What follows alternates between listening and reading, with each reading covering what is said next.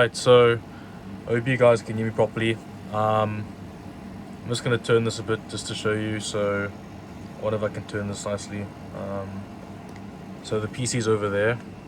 That's how it's looking right now. It's all like you know, beautified. No more like, you know, rough setup. The dark, and then obviously I had the case already, but now I have like the Euro in, and now it's all RGB'd up and stuff. So just want to get a good angle real quick. So usually I like to OC with music on and stuff, and or like I'll watch ASMR or something to calm me down, but I wanted to make this video. So I'll just first show that I did make some progress with this board when I had like half an hour to mess around with it last week. So thus far on this BIOS, we passed VST for 10 iterations with 7400, which is pretty easy. Like, this is pretty easy settings. But what's interesting is the timings are really tight. Let me just close this real quick. The timings are very tight, as you can see, and I'll show you why we can do that as well. Some of these timings. I mean, yeah, we're at 3444 is quite nice. It's not like crazy for 7.4, but it's decent. So yeah, and voltages are standard, but I'll show you all that stuff. But anyway, as you can see, we're currently on just equals, or just equal, sorry. Let me try and speak slower and more clearly. So we're on just equals right now. We'll keep them as is for the rest of this video, because I don't test memory with the equals on, and that's just because of Y Cruncher drawing current, a lot of current. So I'm gonna go to Google real quick, and so what you'll do is just grab the latest BIOS, you know, but be careful. You want to make sure you're not gonna have power cut when you're gonna update BIOS, because it can get very very hairy. So you come to OCN, you can just say something like this. You see what I'm searching, and you'll see, you know, whatever entries you have. But I believe there was a BIOS from a few days ago that I actually wanted to try, and I want to see if I can find that right now. I'm going to ditch this one that's currently in my drive, so we don't need this one anymore. This one is useless to us.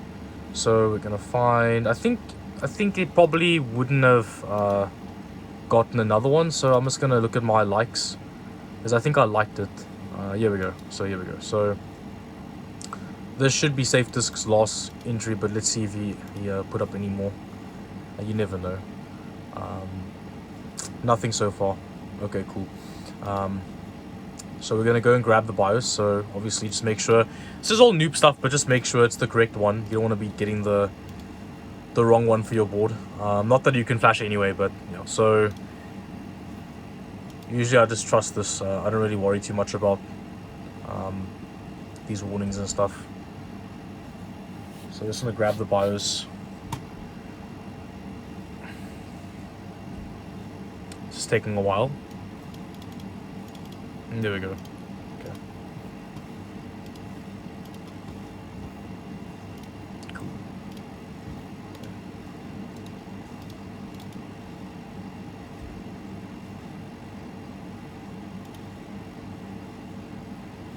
Okay, so we just have the cap file. Now, you can rename this, so I don't really want to right now. I mean, maybe it might be a good idea just in case, you know, you have to do recovery. I do have a laptop though, so it's not really an issue, and I'm not going to use the recovery flash feature right now. Hopefully the BIOS update will go smoothly, but you know, it can always go wrong. But yeah, I'm just gonna trust and just go for it. So usually what I'll do is I'll shut down fully, and it will get quite dark. Let me just turn the light on real quick. So right now, I have the light turned off. So I've shut down. I'm gonna turn off PSU obviously, and I like to drain power personally. So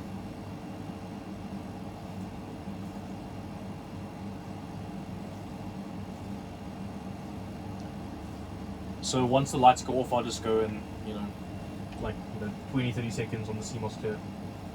Nothing crazy.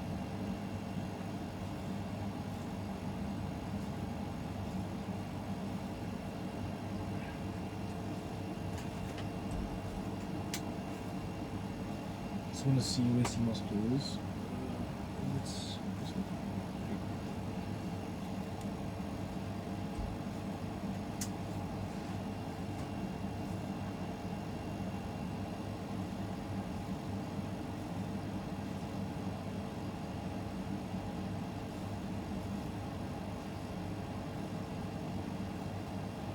So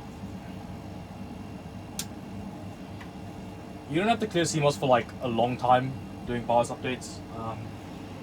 Just, you know, like 15-30 seconds maybe. Nothing too insane. So wait for the computer to get back on right now, and then we'll just flash the BIOS, and I'll go through the settings from the ground up. So right now the screen's just black, that's why you're seeing a black screen. I was expecting it to be more ambient light, but funny enough, no. So PC's booted up now, and just gonna go into BIOS, set up. So by the way, the buzzing is the aircon, so that's not gonna change. It's summer right now, so I have to use the aircon to get the ambient down to like 22 degrees or so. That's a weak cooler score. Wow, that's weird. What's happening there? Anyway, here we go, new BIOS file. 2nd Feb.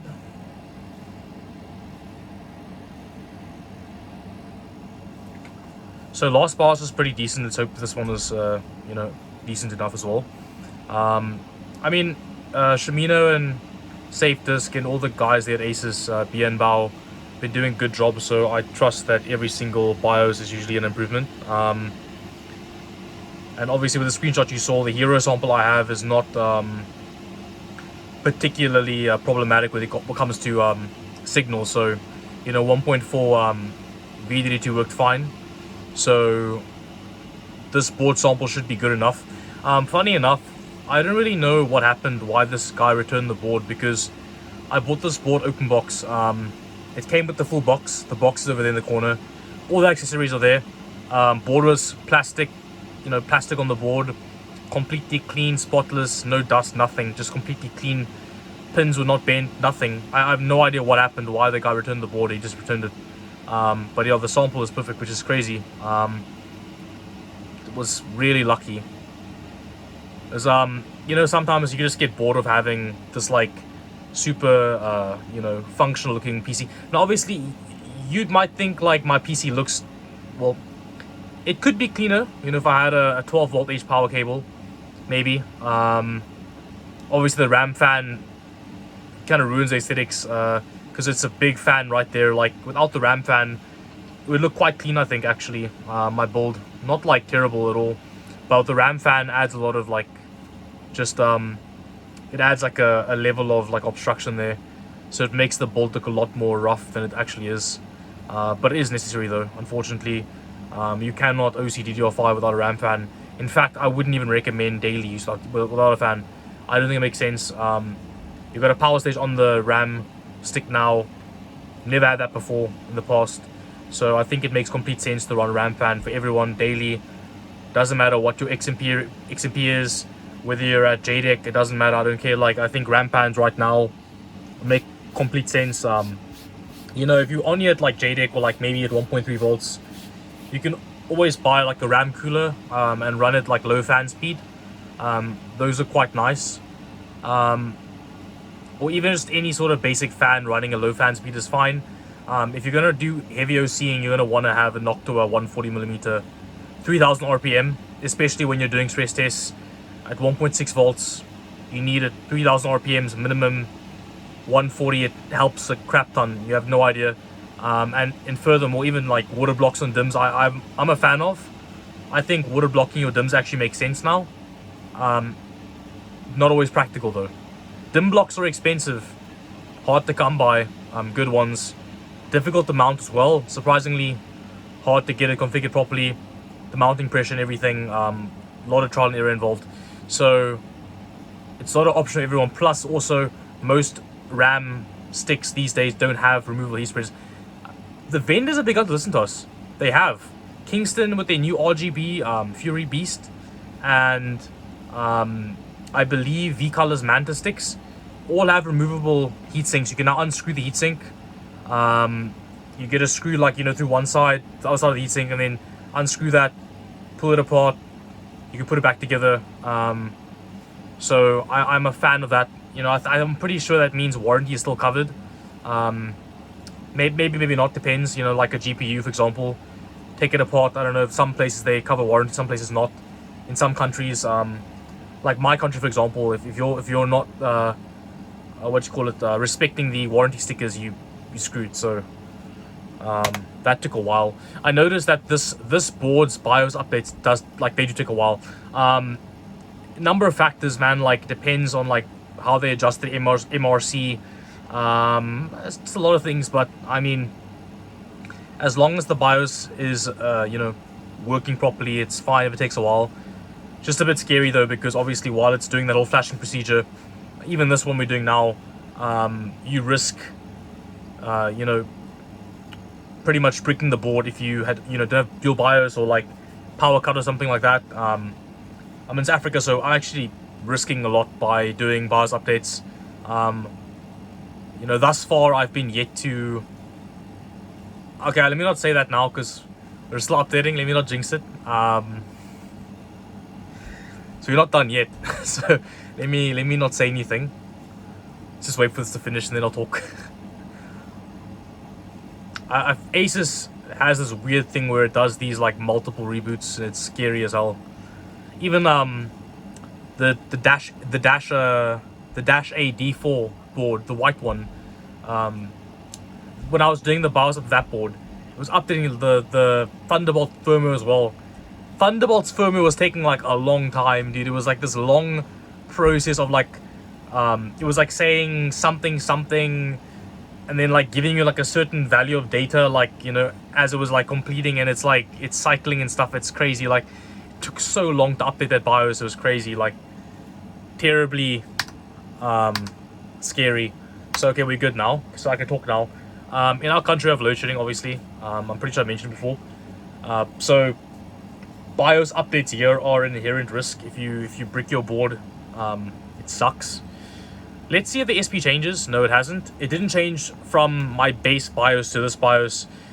I updated the ME firmware to 2091 before the BIOS update. So before I flashed the latest BIOS, the one that was on before this one, the previous latest BIOS, 0813, from the stock firmware, stock BIOS, or like the base one, the initial one, whatever, no change, SP100. So I've found like I've never seen the SP change. I don't know. I've had so many ASUS boards, 690 now and 790 now, obviously, and I've just never observed the SP change. I don't know what it takes. I don't know why people see that happen. I don't know. Maybe it's to do with mounting pressure if you have like a custom water cooling kit or something. I don't know, but never seen it. So yeah, same ESP, same PSP. It's an okay CPU, but I want to show you guys MCSP, just so we can get an idea of what this OC you're going to see is going to be done on. It might change. I think it was 67 before. It might be higher or lower now. We don't know. If it's lower, then interesting, but I've tested this chip on the dock, obviously, so I know what it can do. I know what it's capable of. It passed VST 8000 a few times, but it does fail after some CMOS clears. That could be due to board's training, so it could be the dock itself that I had, the sample I had, the PCB I had, or it could just be the IMC as well.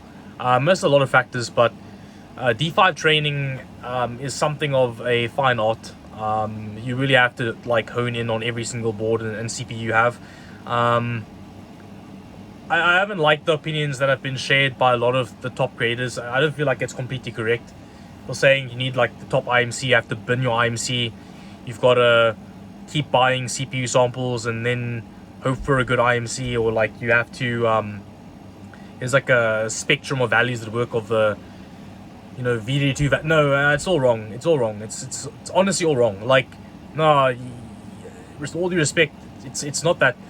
It's not that way. It's certain board vendors have certain ways of managing signal with their topology, and you have to use each board vendor's board. So whether it's Gigabyte, ASRock, EVGA, ASUS, MSI.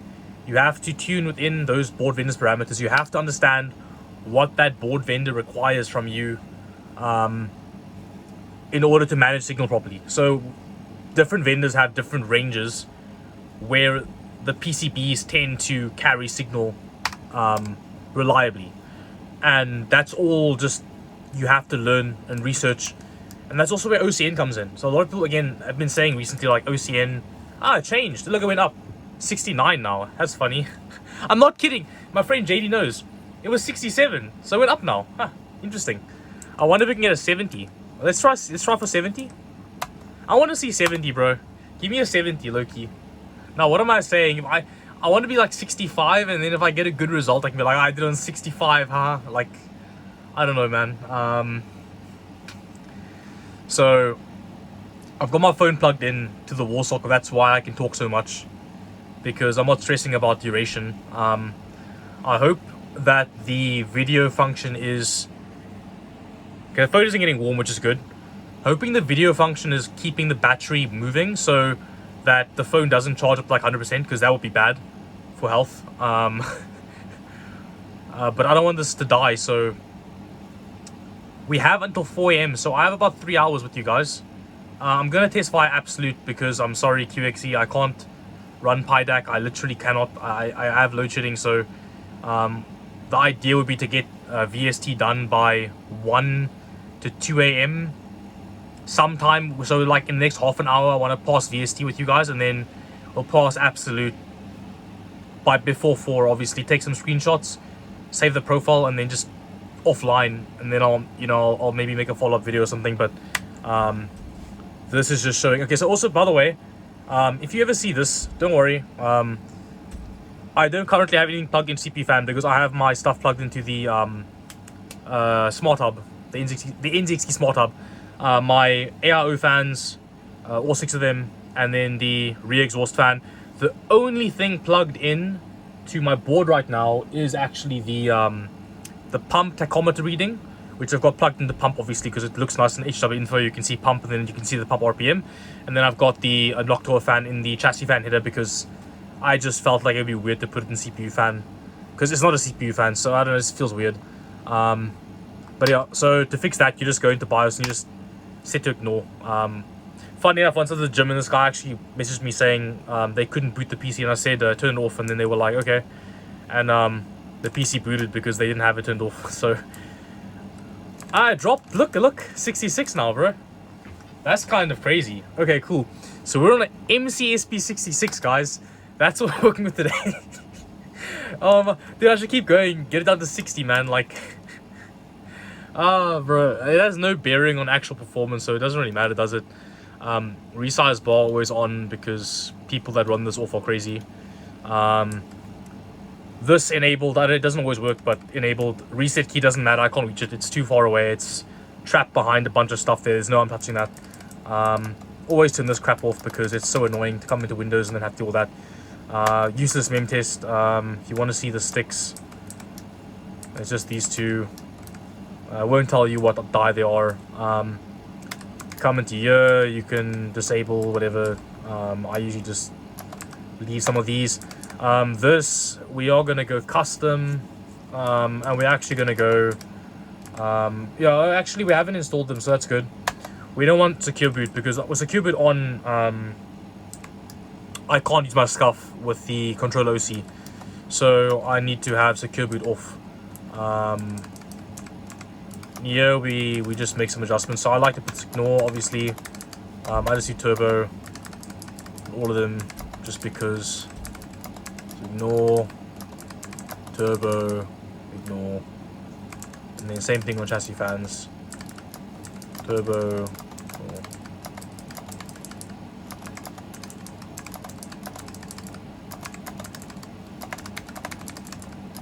And I can't describe how many times I've been to this BIOS, these boards BIOSes, and like done all this stuff. It's like second nature by this point, just like all the menus. So I come into here, check it, always nothing to change. A lot of stuff to change in here. So this one enabled, of course. No VMX, messes with some benchmarks, none of that stuff. We don't need to adjust those. Those are all fine. CPU power management, we can disable speed step, disable speed shift, turbo performance, enabled, C states disabled, and then disable VTD as well, don't need that,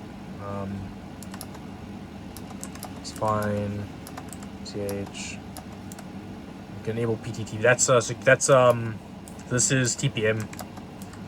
And I think there's nothing else to adjust here. We should be fine. So we're gonna go out of here now. And yeah, you know what? I just go manual because doing manual, man, I never use the default settings. Always disable IABT. It's terrible. Not safe at all. This is a fun feature. I would say just maybe enable this because 90C is probably where you want to stop. With Ratpelek especially. SVID behavior you can adjust if you're going to run stock. Like if you want to run via AC/DC but you want to set that yourself, you can adjust this over here. You can say best case, you can say trained, whatever. And then you can adjust the voltage offset if you need to. But I'm not really going to mess with this because I don't have to. DRAM ratio stuff, we're going to leave this auto because this will default to, these will default to DDR5s preferred. Always auto this because it's going to mess with ratios, so leave this auto. This 1 to 2 would make sense to set, but it does mess with the speed when you like load BIOS profiles.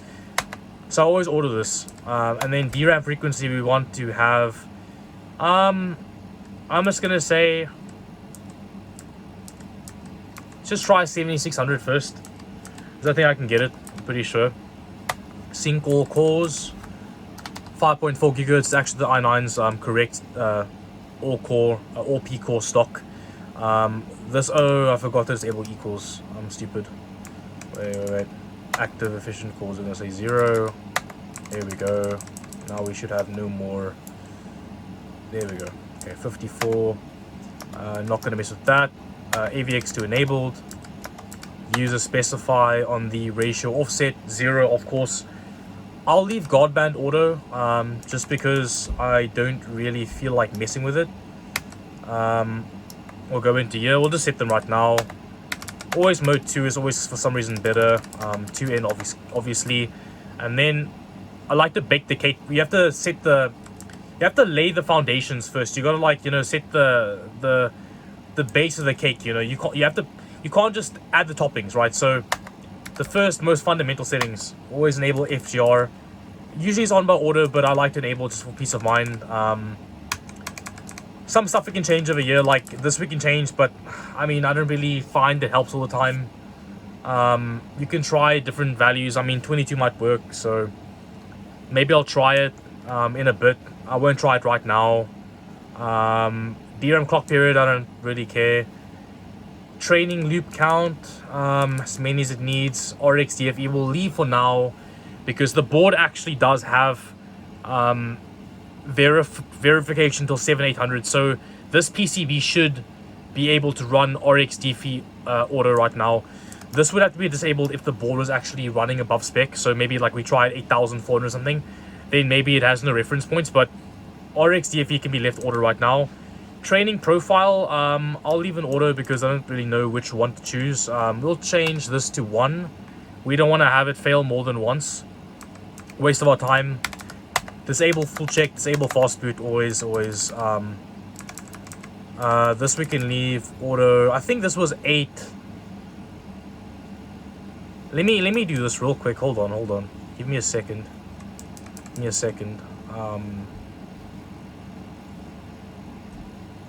You know what, like, I think it was 8. Let me just see for, I'll go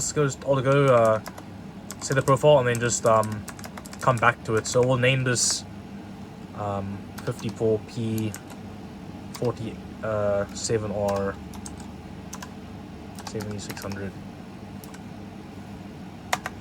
Okay. So we'll just go back to here and then we're gonna try some stuff. It's gonna go presets. We're gonna load this one. Just want to check real quick. I think he used 8. Used 8. Okay, so we'll use 8. I'm not entirely sure what it does, but if it's a free timing, I'll take it. So, you know. So we'll do 8. These you can mess with. I personally don't really want to because you can mess up IMC stress and it's still a variable, so we'll leave the order for now. These don't have to touch at all.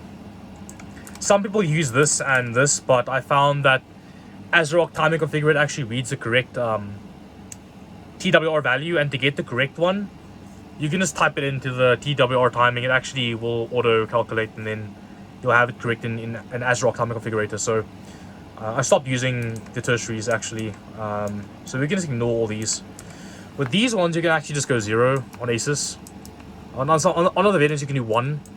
So anything DR and DD, as long as you only have a 2x16 kit, that's single rank, this different rank, different dim stuff doesn't matter. It's all just nonsense. So DR, DD, DR, DD, DR, DD, all these. So these have no bearing on anything.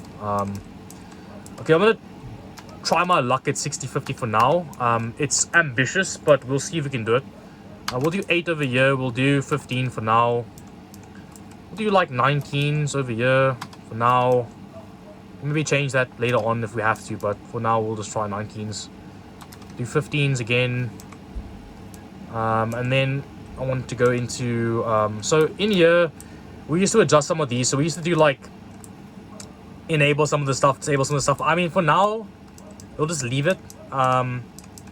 You can enable DCA, you can enable this, you can enable early dim training, but we'll leave them auto for now. So all just training algorithm observations. But yes, very important. So we're gonna go to ODTs, and this does actually read in order of the dock. So WR either 0 or 34, but I will say 34 for this memory speed. 48, 48. 40, oh sorry, 40, 34, come down to dim 1, so again 34, 48, 48, 40, 34. Okay, so those are the on-die terminations. I think you can adjust these as well. So funny enough, the dock didn't have these ones. This is kind of weird. That's weird. Wait. MC0, dim 0, MC1. This is so strange, man. The dock didn't have this. Ah, it's because there's 4 dim slots, right? Isn't it? 34, 48, 48, 40, 34. 34, 48, 40, 48, 40, 34. And then all the way down here again, man. That's crazy.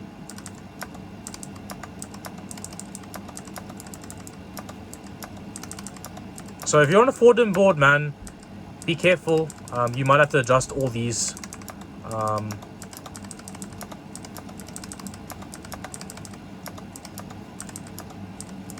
Now, I'm not entirely sure if this would be optimal for like 4-dim operation, but you know what I'm saying? Like, just to have it nice and congruent, we'll just have them all set to the same values.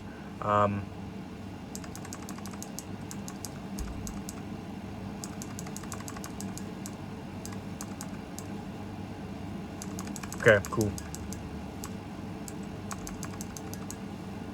Okay, now 34 on write latency, PCK4 is good.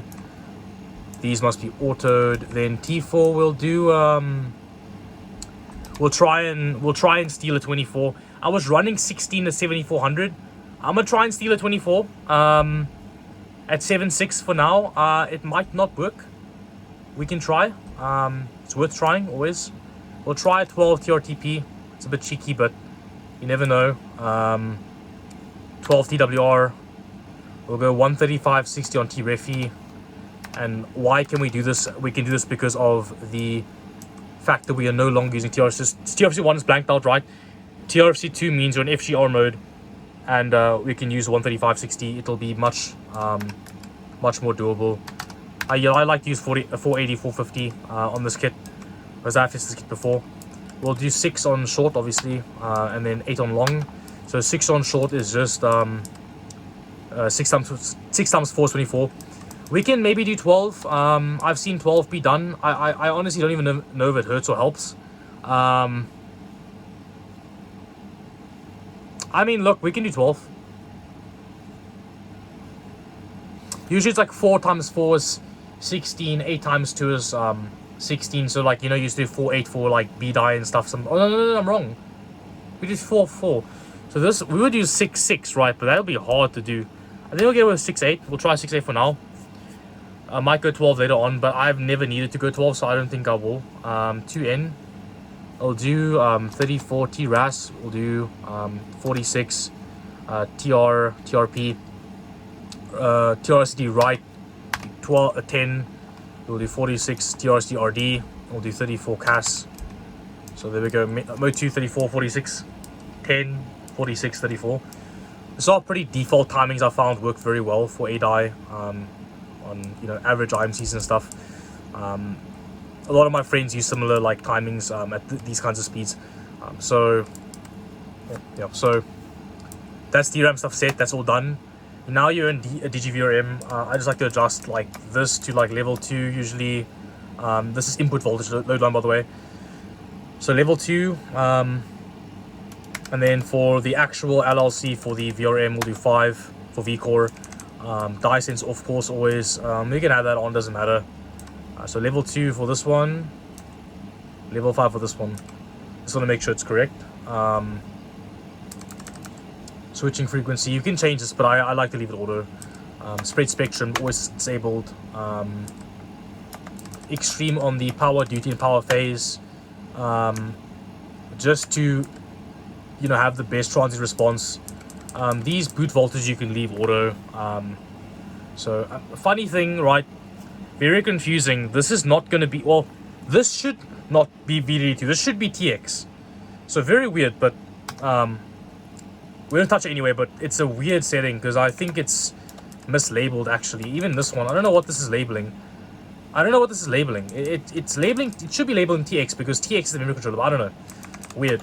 We'll leave them auto anyway. So this one we can leave auto because we have we said it already in the previous place. Enable SVID though. I like SVID enabled because then you can see the voltage in the core vids, and your package power reading is correct if you use that. So enable SVID always. Anything else? No. I'm not changing the AC/DC load line. I'm just using manual voltage. Disable all this dynamic boosting stuff.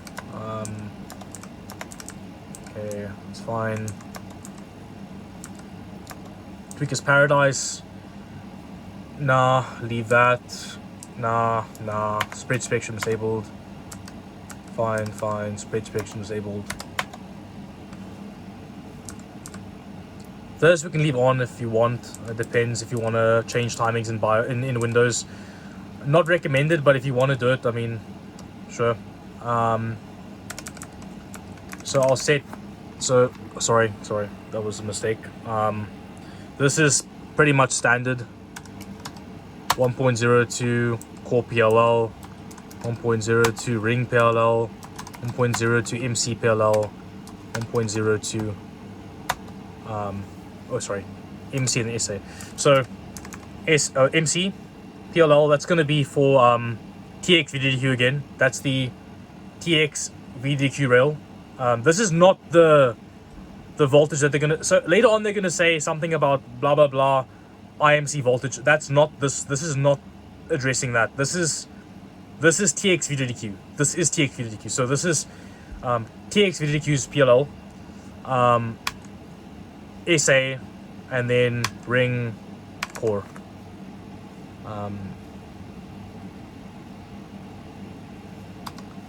Just careful when I set these. I usually look over these settings like a few times. Yeah, that's fine. AI features, don't care. Ring down been disabled. We're gonna go 47. Disable this. Actual VRM core voltage manual mode. I need 1.26 for these settings. 1.26. We're gonna keep this low as possible just to keep a Y cruncher nice and cold and nice and safe. This should droop down to like 1.16-ish volts, which is usually fine. So 1.26 here, and then leave these auto. This we can leave auto as well. SA found that like 1.15 actually works well for this board. We can even try 1.1 initially, just for fun. So 1.1 SA for now. Input we can go auto. High DRAM voltage mode, we are going to go yes. And we'll try something like 1.55 volts for 7600. So 1.55 volts, 1.55 volts. It's enabled. Advanced DRAM, so single PMIX always. You can come down here if you want. You can change the switching frequency. It does help sometimes. I leave it auto. I can leave it auto. It doesn't really matter too much, to be honest. This can be used if you want to get a higher, or these two can be used if you want to get higher values to scale for VDD and for MC voltage. So again, MC voltage, again, that's this. But the problem is that these two are not the MC voltage.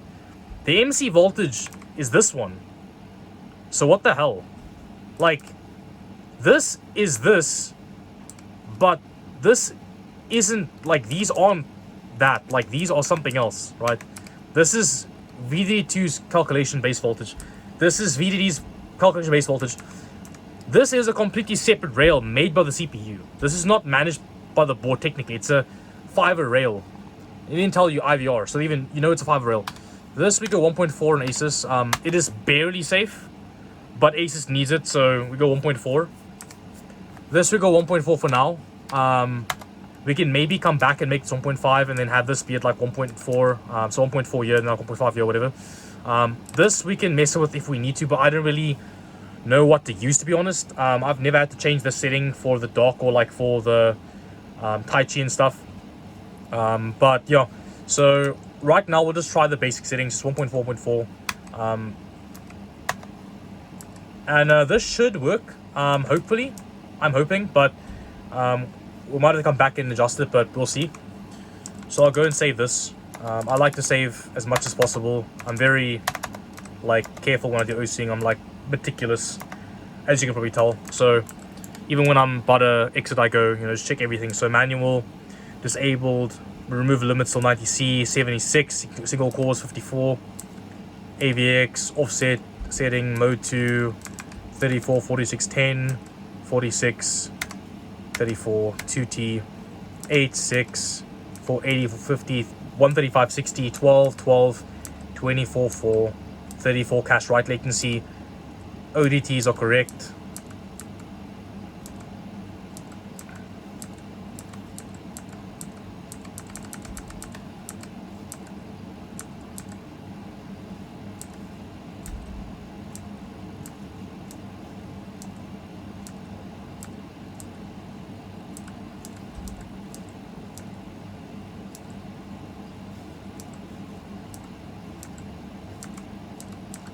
Just check every setting.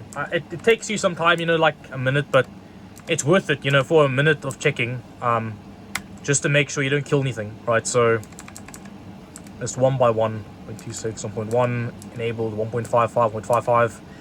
Very careful here. If you set something like 1.8, you can kill your stick. So, well, depending on what cooling you have, but you want to try and stay below 1.65 with 8i.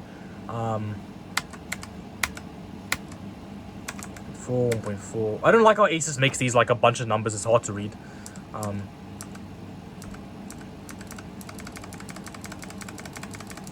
It's funny how it doesn't tell us any of the other ODT settings. It just gives us like these ODTs. Hold on, let me show you. It just gives you like, where's it now? It just gives you these. It doesn't give you any of the other ones. Like, it doesn't like, well, it like groups them. It's like 34, 48, 48, 40, 34. It doesn't like give you the other ones. It's so weird, but whatever. Anyway, that should boot pretty easily. I'm not expecting this to fail trading. I know that this kit can do 7.6 at 1.55 volts, so it's just a matter of the board itself. Which, maybe it will, maybe it won't. You never know. We'll see.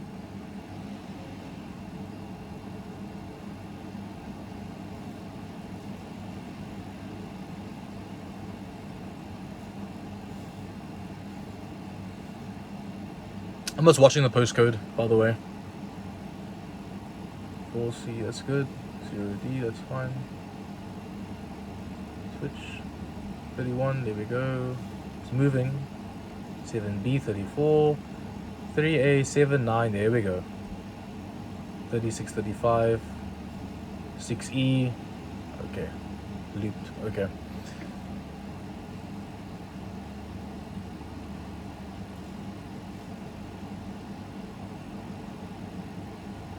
This will kick us back to BIOS, so gotta change something.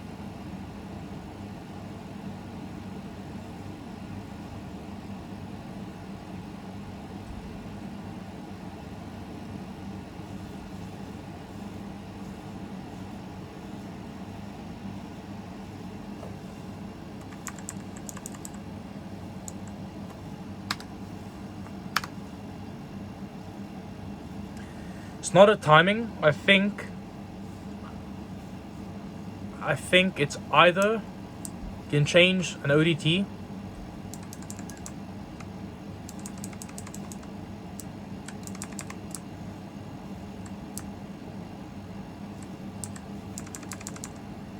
.1 SA maybe. It could be that. Try 1.2. See if it fixes it.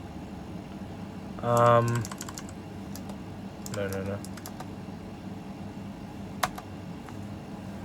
SA is still safe quite high, but I noticed the board doesn't like a high value, so that's why on the dock I use like 1.3, but this one liked 1.15 at 7400, but obviously at 76 you might need 1.2 already. Just still fine, just curious. That's why I trained badly.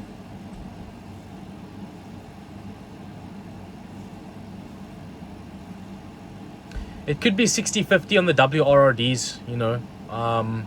That could be pushing it too far. I'm wrong. Nah, it was actually SA. Okay, wow. Fun. Wow. Okay. SA was too low. Crazy. It's so weird. Like on ASUS boards, you can fail training with low SA, which is just strange. Because on the dock, if your SA was too low, you wouldn't fail training. That's pretty weird. I found that's pretty weird. Just how they managed the topology, I guess. I don't know. I guess like SA being too low was a hindrance to a timing, some sort of timing that just couldn't train the value that low. Maybe, I don't know. But I'm happy using 1.2. If 1.2 works, if it doesn't cause distortion, then we're good. I mean, this board should be doable like 76. So I don't think.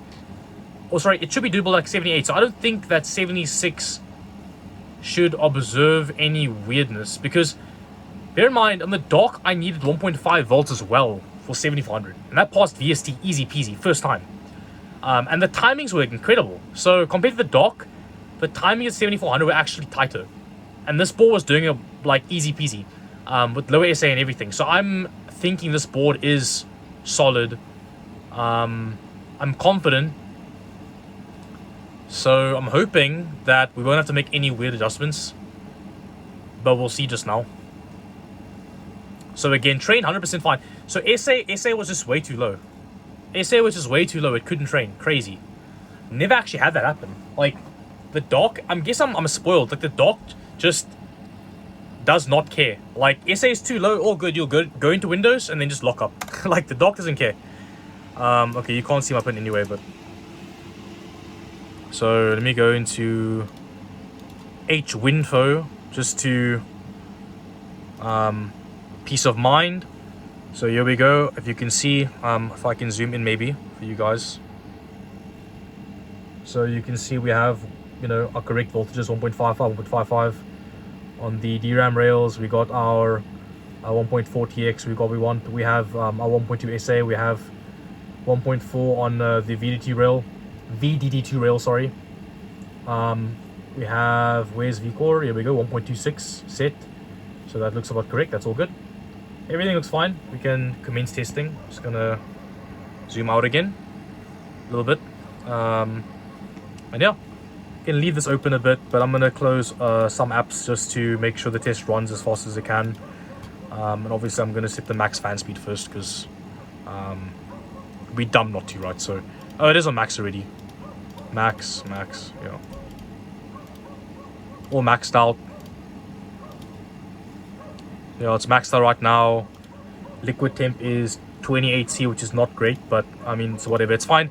Like, we're not running a super high voltage or anything like that. We only run like 170 amps on this test. I mean, anyway, so I mean, it's all good. It's all good, right? So I close off all of the tests, obviously. Some people are wondering if like SFT is good for RAM testing. I don't know why it would be. Like, you can always see the slider is all the way at CPU. And that's for a good reason. Like, SFT is a CPU test, like through and through. So I started using this test at April last year with my Taichi. People weren't really using it actually, and I do 600 seconds. I don't really see a reason to do more than that because we have to test retrain stability anyway.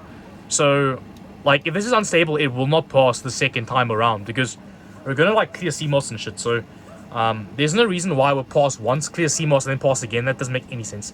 If it's retrain stable, it is IMC stable. So we're just testing for signal switching, just commands being thrown at by the TX rail.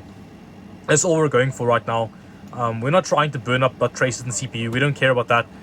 This is just RAM testing through and through. So yeah, let me, oh, I have it here. There we go. I'll open this up. Cool. Okay, so we can start testing. Hopefully this passes. First time, I'm hoping, please. It trained, meh. Trained meh. RTLs trained very meh. Not gonna lie. But right now we're at 79 degrees in the CPU. No wear errors, nothing, so that's all good. So 1.154 at load is running sort of okay.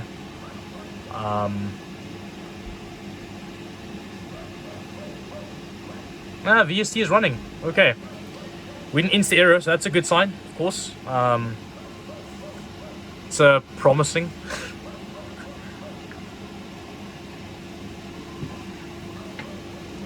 So any detractors saying like I've done this before, I really haven't. Hey, I really haven't. Like, this is the first time I'm testing 7.6 in Sport properly. Like, so yeah. If this runs, I mean, I may or may not use this for daily. I don't know. Like, I don't know if I'll want to go like 7.8 or something. I don't know, but like 7.6 should be fine. So, well, there we go. The beginning.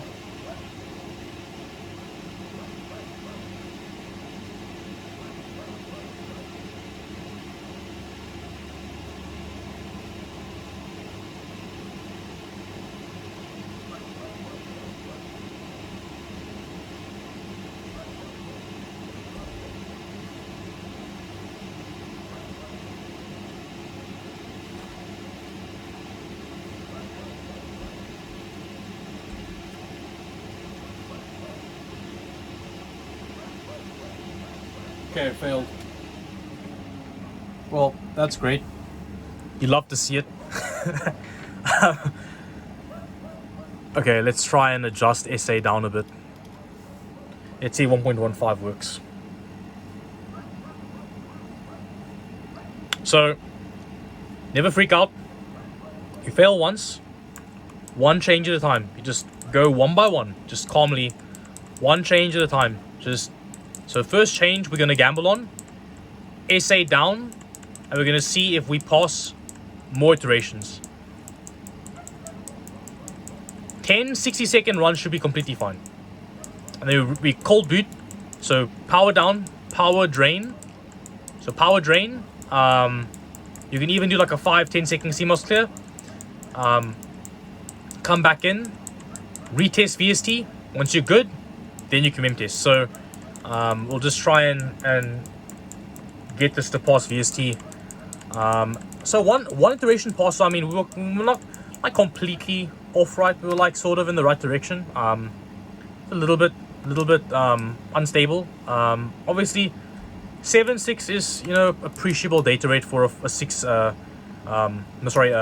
8-layer, you know, 4-DIMM board. It's not nothing. It's a good data rate. Be happy to daily it. So we'll try 1.15, see how that goes.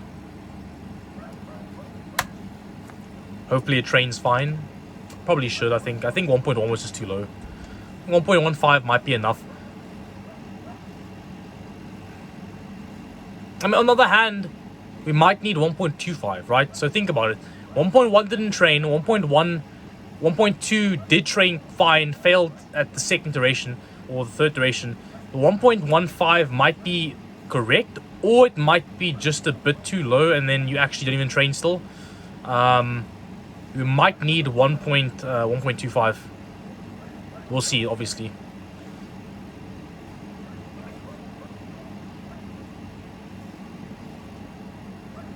That didn't train. Okay, so we'll try 1.25. So 1.25 SA will be our next step because that didn't train. So we actually need more than 1.2. It seems, at least. It seems like 1.2 was just on the cusp of enough. 1.25 used to be the go-to though. Like I used to remember, like we used to like 1.25 in ASUS.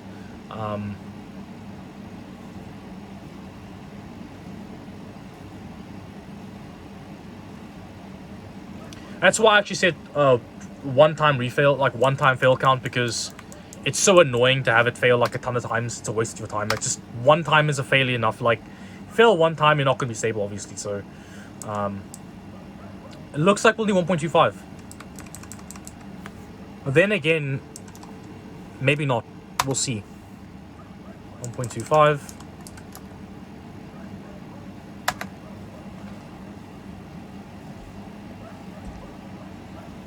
On some Apexes, you run like 1.1 up to like 7,800. Oh, sorry, 8,600. And it all just comes down to the IMC as well. I mean,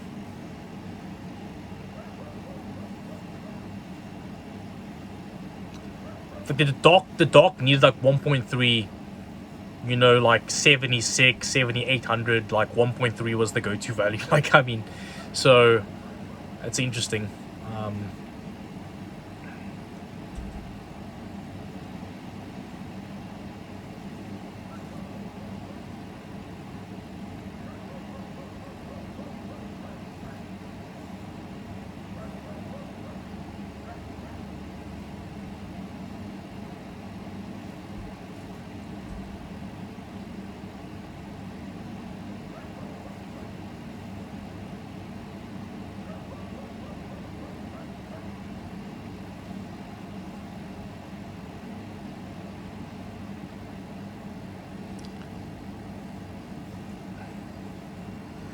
Funny. Failed to train again. Better retrain stability. Okay, so I'm actually getting some problem solving now. So I actually have to figure this out. So what could it be? First and foremost, the most simple thing we could look at is timings, because some of these timings were quite crazy. Like, for instance, 12 years, pretty aggressive for this data rate. 1919 is pretty tight. 6050 is quite bad. Try 6452 and see how that goes. That's what I was actually using on the dock. Let's see if that goes better.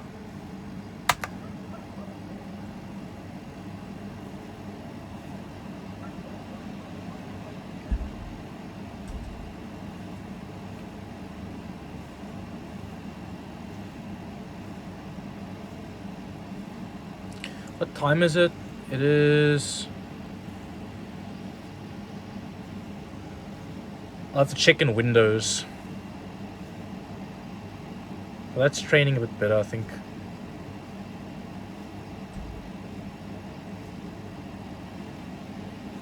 Failed again. Okay, so I think the problem might be TX, actually, funny enough.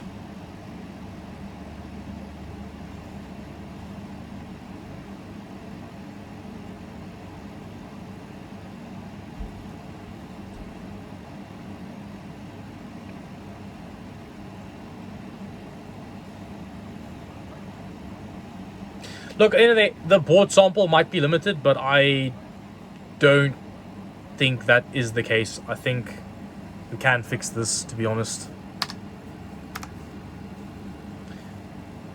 If the dock ends up being stronger, it's whatever.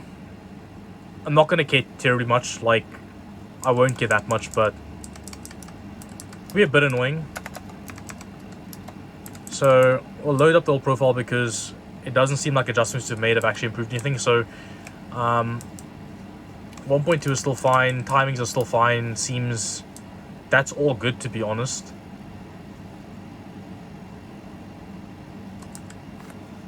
Let me try something a bit risky.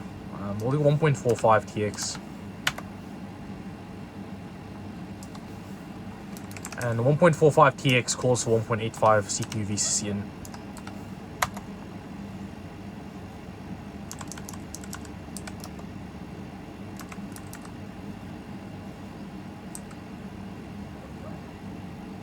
Input voltage 1.85, 1.45. Okay. Yeah, TX and SA, if you want to go 1.45, you've got to have 1.85 input voltage. We didn't know that. Someone mentioned that. Actually, no one actually knew that before. Literally no one had that. Like, no one knew that you needed that. Like, but apparently that's why when you go super high on TX and stuff, you can have problems. It's because you actually have an input voltage. That's pretty funny.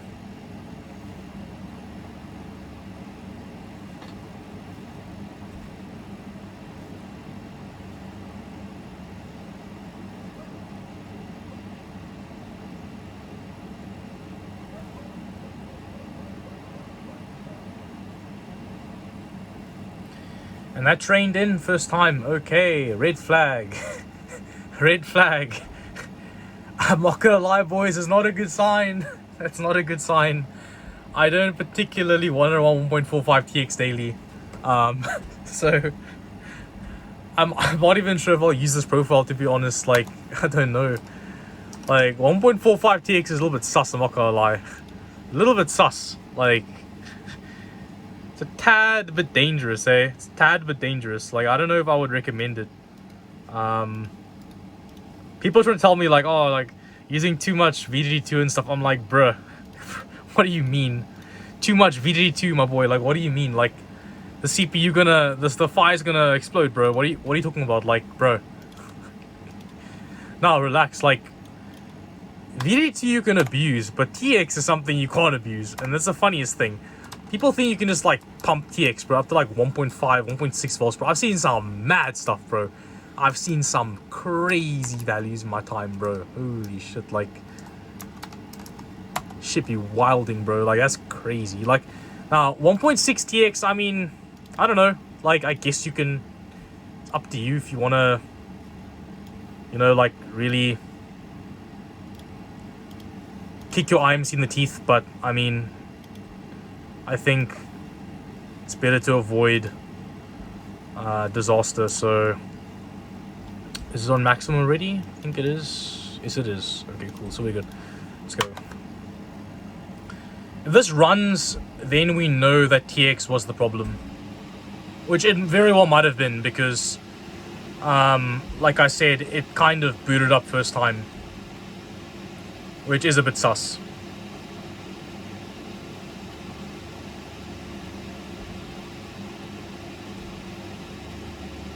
TX's load line right now is pushing it to 1.475, dude. You can't make this up.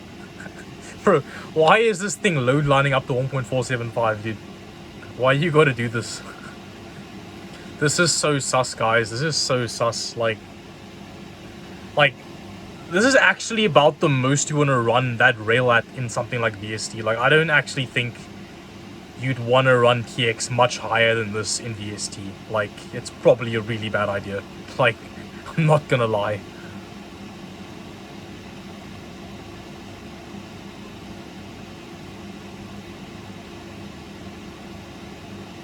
Well, that's the first pass. So we didn't break signal. Signal is not broken. It's at least as stable as the previous configuration.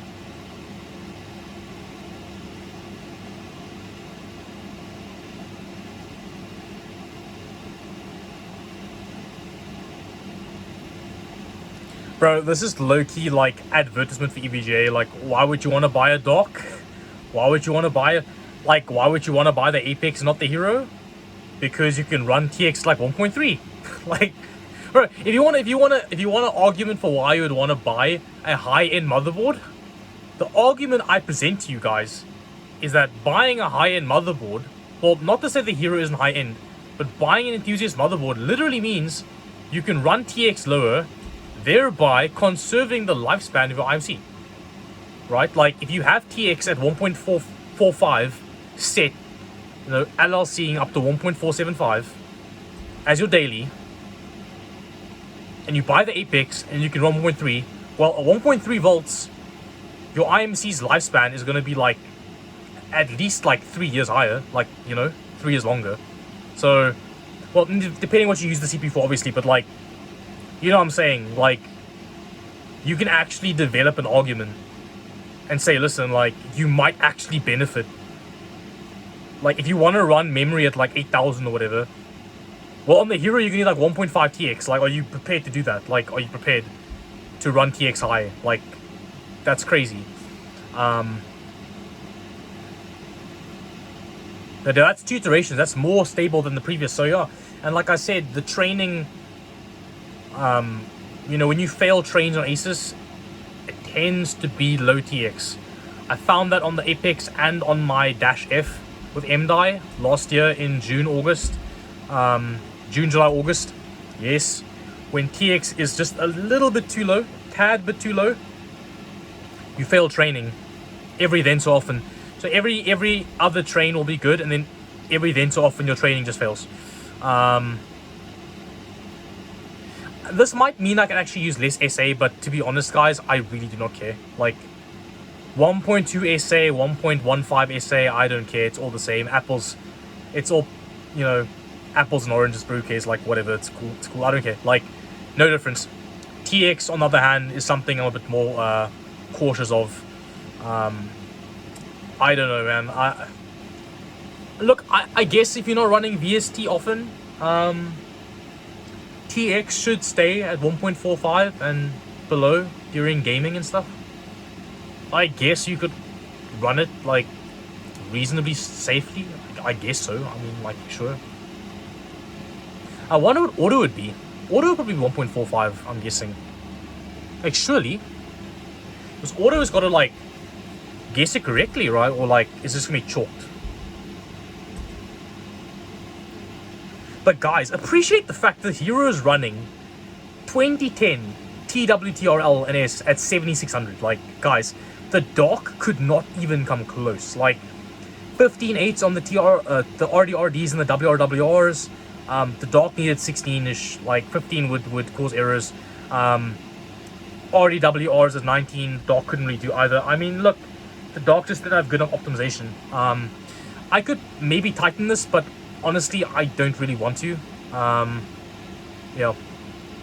We're at 2 a.m., so that means we have like an hour of TM5, so I'm going to go absolute. But yeah, we have to pass this a second time, obviously, so I'll just save this profile, clear CMOS for like 10 seconds, and then run it again. But yeah, there you go, guys. 7,600 on the Hero running so far.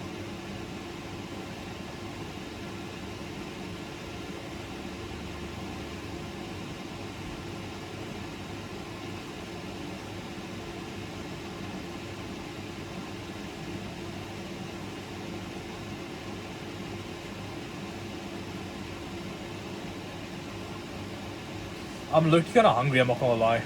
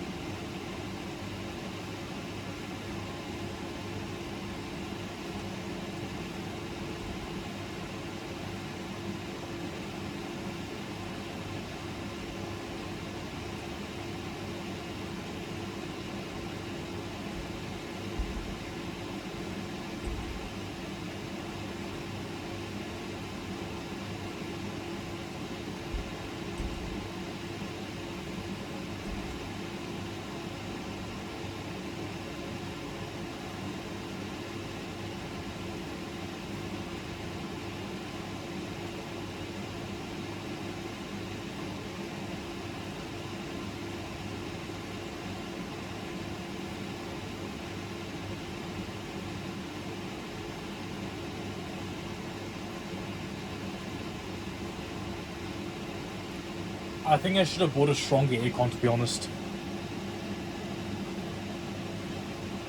Because right now we're dumping like what, 180 watts into the room. You know, like 180-ish watts into the room.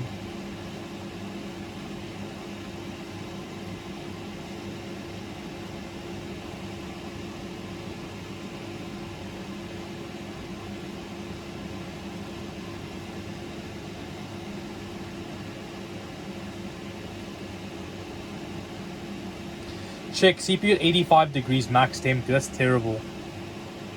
That's terrible for 180 watts, bro. That's awful. That's egregious, bro. I need new paste or something. Get this man some new paste.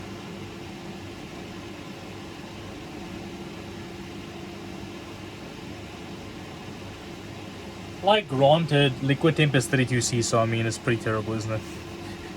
Just African summer weather is cursed. Bro, all you MFs online are in, like, Europe and stuff. You guys all got winter, dude. Like, Raptor Lake dropped by you guys in winter. Like, that's not fair. Like, all you guys in Canada, USA and stuff, when your summer comes around, your OCs are all done. You guys are, like, chilling at, like, the end of Raptor Lake's lifespan, waiting for Meteor Lake. And then by the time Meteor Lake comes, you MFs have winter again. That isn't fair, dude. That's not fair. In my books. Like, here in South Africa, bro, this shit came out. And I'm dealing with like 35C weather, bro. 25C ambience at night, bro. Like, what the hell? This is like... There's no way this is fair, dude. Like, this is messed up.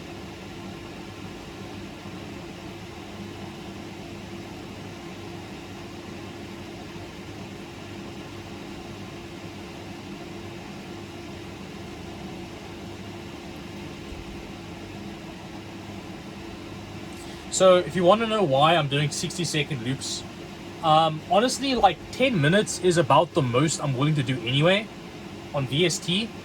Because like I said, if you're going to clear CMOS and run VST again, if it doesn't error in 10 minutes, you're fine. But again, like the reason is that more iterations means more switching. So, wait, the lockup, no way. Let's see what it is. It's clock watched. Oh, damn it, man. Are you serious? It's V-Core. Bro, it's V-Core. The CPU got too warm. Damn it, man. That's annoying. Okay, you guys saw what that was. That's just V-Core. Okay, wasted our time. That's great. Okay, whatever. I deserved it. That's my fault. I deserve it for running V-Core absolutely like as low as it can go. Deserved. I need more like 1.27. To be honest, on the dock, I was kind of running like 1.28. But I thought, like, you know what? We're gonna be extra like cheeky. I just don't like running high voltage in VST. But whatever, we'll just do it. Give it like 15 millivolts, man, just like to be careful, just to be like extra sure. So we'll just go 1.275. Screw it, man, whatever. 275. Okay, cool.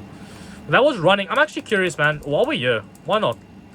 If not, why not? I would say let's try. I'm gonna go DGVRM. I'm gonna auto out input load line. Right. I'm gonna go to tools, save this, because we'll need this, obviously. The RAM was happy, right? But I'm curious, man. I'm curious. Because we're here now anyway, so you might as well, right? What if I go 1.425?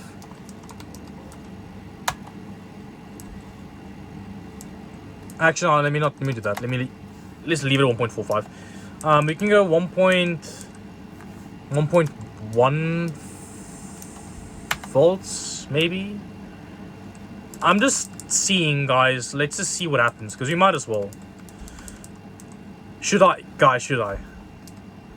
You have to know. I mean, you don't know, dude. What if this board's got like really good timing optimization, bro? Like, you never know. 8-4 might work. I mean, it's possible. 12-12 is about as low it's gonna go. There's no way we're doing less than 12-12. Anything less would just be like disrespectful. 14-8 we can try. Attempt it. 18-18. I don't think this will work, but you know what? Let's see if it happens. Like, let's see what happens. I'm just curious. Let's give it a shot. Let's give it a spin.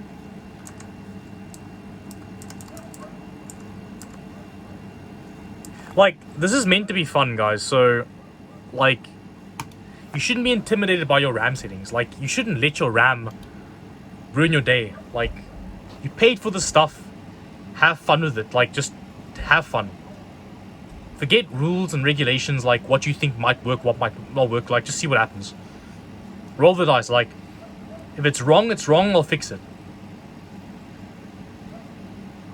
But we clocked Watchdog BSOD because I messed up the voltage for the V-Core. Wasted 9 good iterations of running VST. On the very last iteration we failed. So why not? Might as well just test some settings. Because we know we're on the right path. Okay, so that failed. Okay, that failed, but that's kind of expected. Let's see if I raise SA up to 1.15. That might be enough.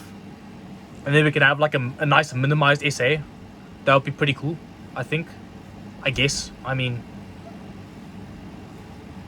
that might have failed training because of the timing though. Like, I think maybe 18-18 was too low or something on the whatchamacallums, like the RDWR or something. I think that might have been too low. Or maybe the 4.8 was too low or something. We'll see just now. So let's go add a bit more SA again. So apparently 1.2 SA was needed actually. To a degree. Maybe 1.15 could work maybe. If that doesn't work, I'll just go back to 1.2, it's fine. But I'm just curious if it'll work or not. So like I said, if you're gonna have to retest again, you might as well minimize it. Let's see if it trains. I believe I was using 1.15 for like 74, to be honest. Well, this might need 1.2 again.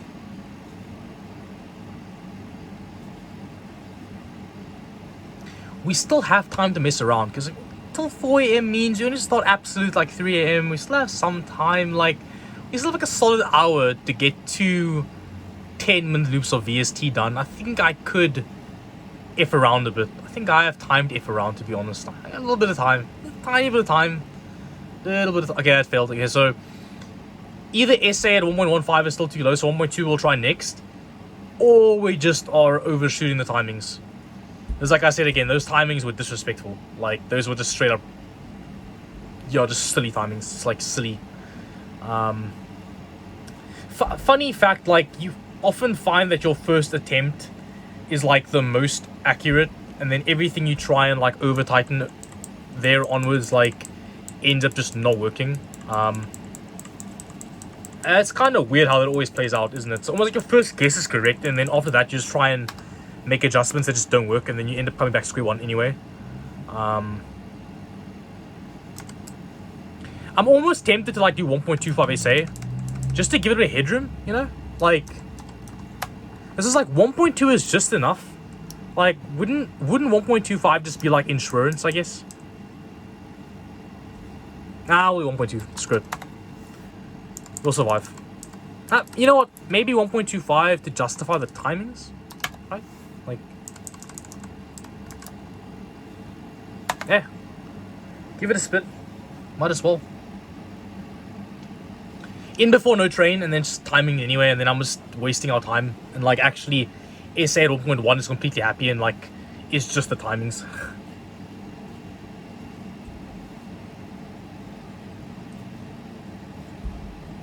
Please train. I want tight timings, please. I want the tightest of timings. I want my 16 T4, please. Please, sir. Is it? Bless me, please. Bless me with 16 T4. Yes. Yes. Come on. We're in. No way, dude. No way, dude. Boys, we got 16 T4 back. We won our 16 T4 back, bro. I'm happy. I'm happy. I need 16 T4, bro. I don't want to run 32 anymore. We're 24 anyway, but like, I want 16, bro. 16 is nice and low. Like, 205 is still good. We still got time, dude.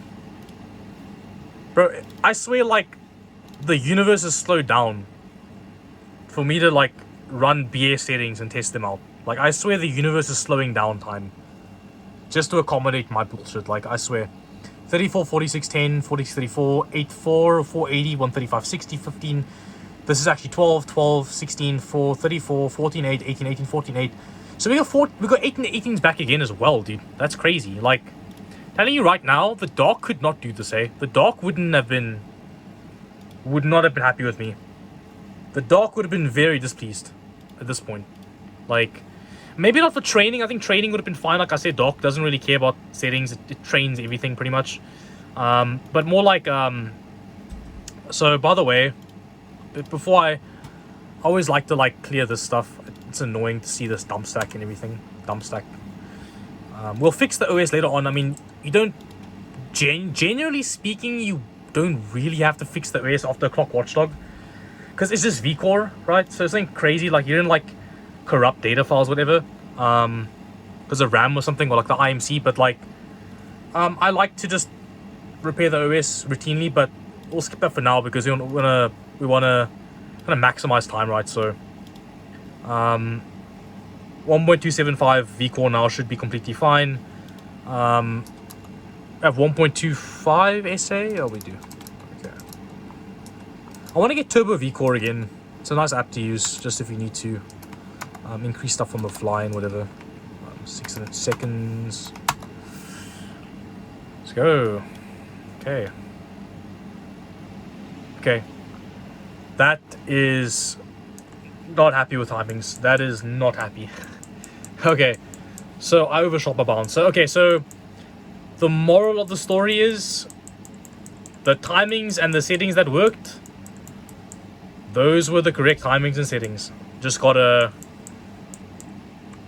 accept it. I wonder if that was SA too high.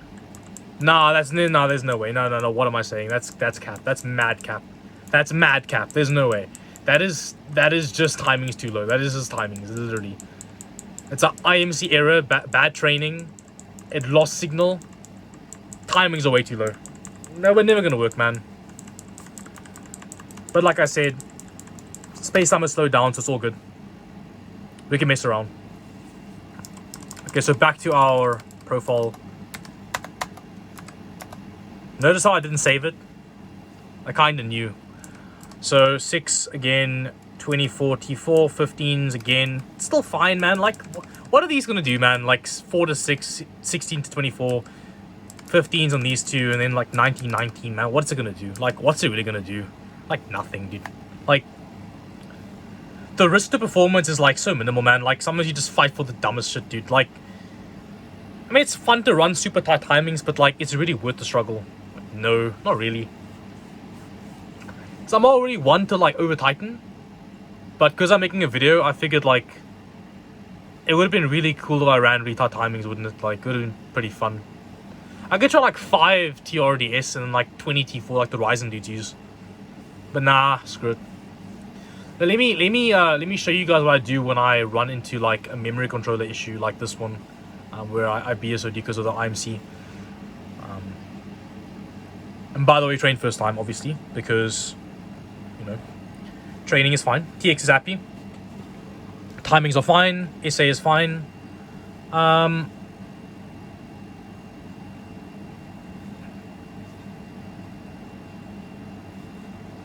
So, some of you might be thinking at this point, like, if SA was 1.25, you know, and you errored because of timings, maybe you could now lower SA because timings have gone back to what they were before when you were passing, right? Because remember, we were passing fine. We're almost done, right? We're almost done. We failed because of vCore, right? So you'll be thinking, okay, so we fixed the timings now back to what they were before. Surely now we can try and run lower SA again. That's where you have to use your, like, inference and your like just knowledge of DDR5 and just your previous experience. And I'm gonna say, educated guess, I think 1.2 SA is about correct anyway. I think that 1.2 SA, like we were running before, I think that was actually a great value. And I think running lower is gonna compromise our training again anyway. I think we need 1.2. So I mean, now we're gonna pass. We should pass because I mean we passed 9 iterations before. vCore is fixed now, so we should be good. Hopefully, we'll see. We shall see. Not tired, man. I slept from like 5 till 8, as I was dead tired after my exam. I went to train legs after my exam, dude. I was not in the mood. I really was not in the mood.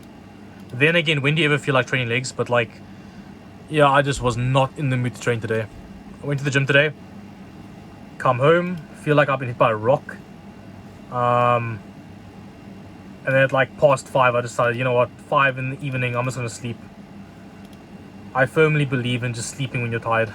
So, yeah, and then I just woke up to load shedding, killed time for a bit, and then I came, I went on YouTube and stuff for like 2 hours, let my ambience cool down a bit naturally, just so I could save my aircon's lifespan. You know, I don't want to be trying to cool down from like 28 degrees down to like 22, so I'd rather be doing it like 25 to 22. So I waited for nighttime, obviously, just to give me some natural cooling, and then I made this video. SFC's running fine, so this indicates a pretty healthy OS. Usually when the OS is a bit balked, you know, you'll be struggling to run SFC and like struggling to run the different commands, and you'll get like errors and stuff, and you'll get like weird freezes in the process of the command running. But when you run smoothly, usually it means your OS is still pretty chilled. So yeah, I want to get this to like lock up at 7600. Lock up, I mean like lock in, like, you know, like no man, whatever, it doesn't matter. Like the BCLK, man, like the BCLK was like lock, and then it like says 7600. It doesn't say like 7598, for example, which is annoying, or whatever. That one says 7600, so that's nice, I guess. Okay, cool. Anyway, liquid temp is now down 27C, which is nice. That's interesting. Not too sure why it's cooled down, but whatever. Technically we've been running stuff, so it should have heated up a bit, but whatever. I'll take it. I'll take it. Man, dude, I hope like I make a video, and then like while I'm making the video, a cold front just comes in, and I just immediately get like much better temps, like just randomly. It's so nice that happens. So VST is running, no driver IRQLs, and hopefully no BSODs. I pray. I pray, guys. I can try and push my aircon a bit harder, make it run like 20C. It should equalize pretty soon, actually, because I think the weather temp is coming down as well.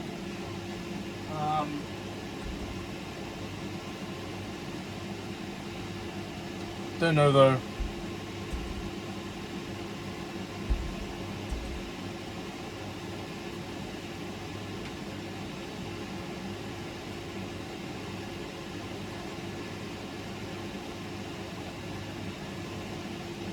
So, what have we learned, guys? What have we learned? We've learned that sometimes it's best to just make the minimal adjustment and move on. You know, I gave T416 a shot. I gave some fun tertiaries a shot. Tried lower SA, and all of it was just a waste of time. Back to square one, same settings, with just the basic raised vCore to avoid another BSOD, another clock watchdog. So as long as they get clock watchdog now, we should run straight through. And we're almost 20 millivolts higher at load right now, which makes sense because I added 15. So we should be vCore stable. Should be. Hopefully. Sorry. bumped the camera a bit. Ugh. Whoa. I'm clumsy.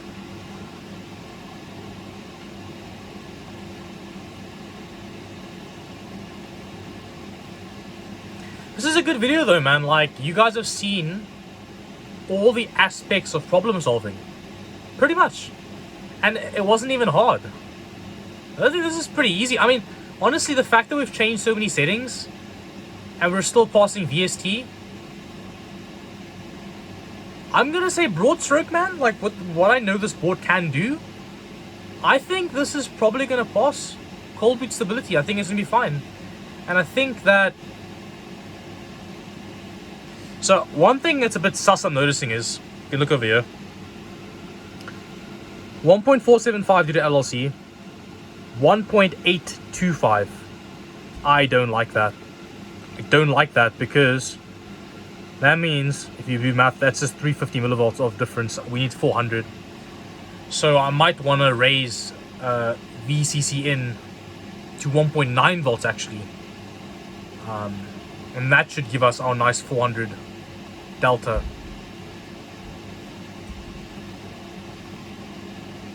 But hey, if this passes VST, it's fine, you know, whatever. Maybe we don't need it, right?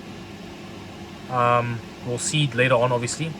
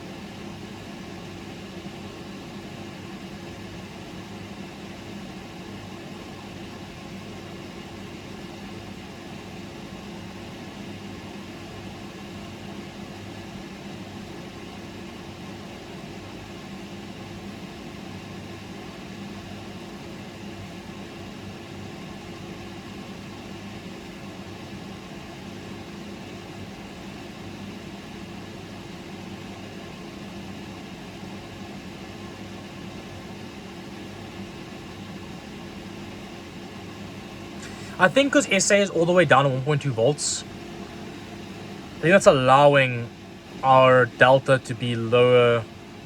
Yeah, I think the problem happens when you're trying like 1.4 SA, 1.45 TX or something, you know, like those weird like values you'd use for like DDR4 at like, you know, 4300 and stuff. Then maybe in that circumstance, when TX is up in the sky and SA is up in the sky together, then maybe you'd need a bigger delta.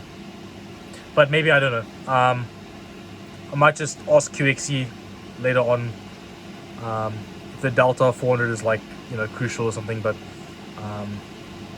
this is running, so I mean, it's looking okay. I think it's okay.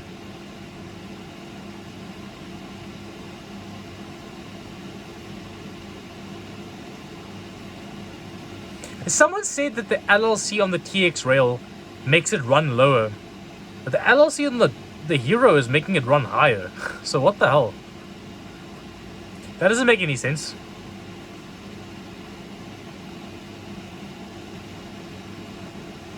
Now, it might be a good idea to try and lower TX to 1.425 or something, but I just feel like it's not going to work.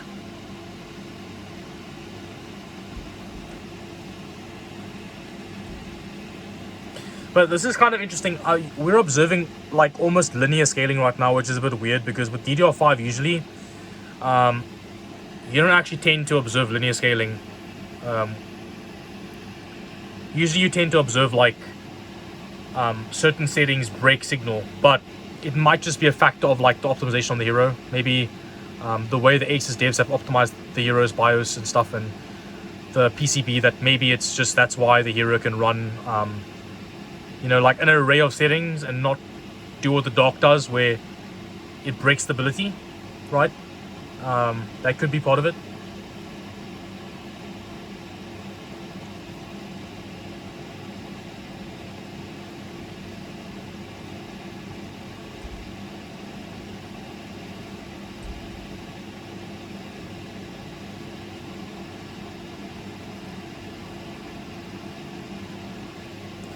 should have 1x zoom maybe on the phone camera, because like I think right now it's a bit fuzzy for you guys. Let me try a 1. There we go, there's 1x. So 1x is a little bit zoomed in.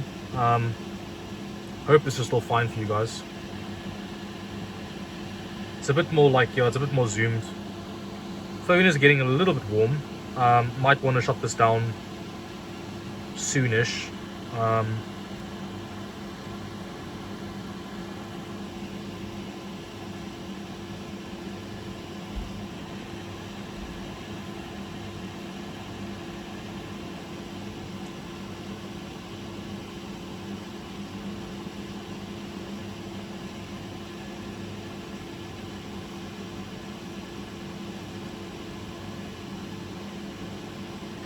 So adding 15 millivolts, we have increased our power output by like 5-ish watts approximately. Interesting.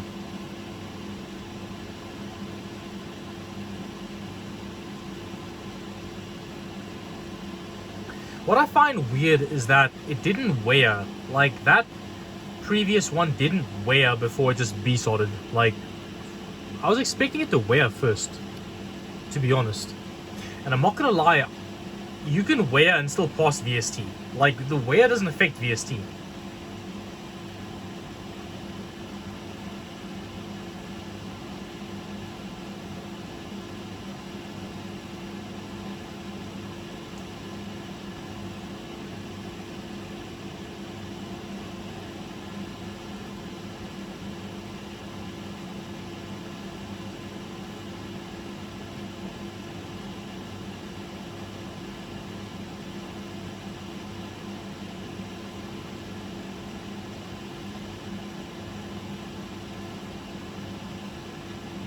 Now, even though we're passing VST, that doesn't mean it's going to pass TestMem5.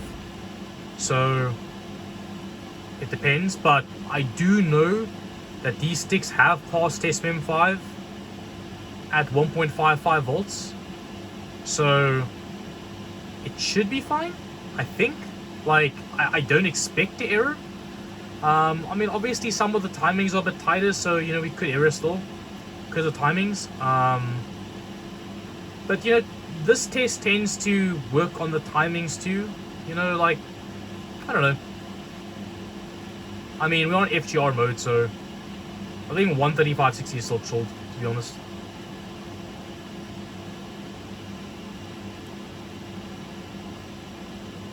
The thing is, like, look, if you were running, like, FGR mode, like, running 65 to 80 would be, like, worse. It would just be, like, worse than running TRFC 1 with 65 to 80, you know? Like, what's the point of using FGR mode if you're gonna run, like, terrible TRFC 1 TRFC settings? Like, you know? Like, it's literally so slow, dude. Like, that would be so slow. Okay, so 0 through 9, that's 10 iterations. Print screen real quick. Wait, no, hold on. That one. Okay, there we go. So, Windows print screen. I like to save a picture. Cut this over to the document real quick. No, RAM settings, 790 Hero. This was a VST pass. I just label it so 7600, 34, 46, 46, 34, 2T. VST pass number 1, I'm gonna say. Gonna have hope that it's gonna pass again. Say BIOS is 0902. 34 on this. I think it's RTWR. 34, 48, 48, 43. Yeah, that should be correct. Yeah, it's 0902. That's correct. So we are correct. I mean, I don't know if this BIOS is better or not. I'm just using it, so whatever. I believe this should be the same profile. Look, I'll just go back to BIOS and just be sure. Just gonna restart PC real quick. I'm just gonna save BIOS just to be 100% sure, because I don't want to clear CMOS and then have like the settings be wrong, because that would be pretty annoying, to say the least. So yeah.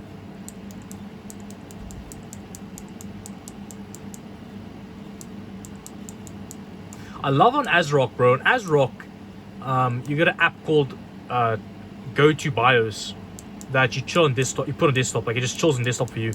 And then when you want to go to BIOS, just tap the app. You just open it up and then just reboots right to BIOS. It's so nice. I mean, it saves you like a few seconds, but it's so like, it's a nice feature, right? Just nice to have.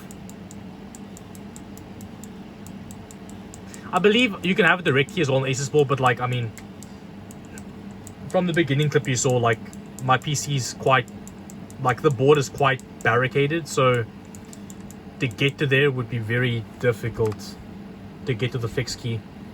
So I'm just gonna save, overwrite the profile.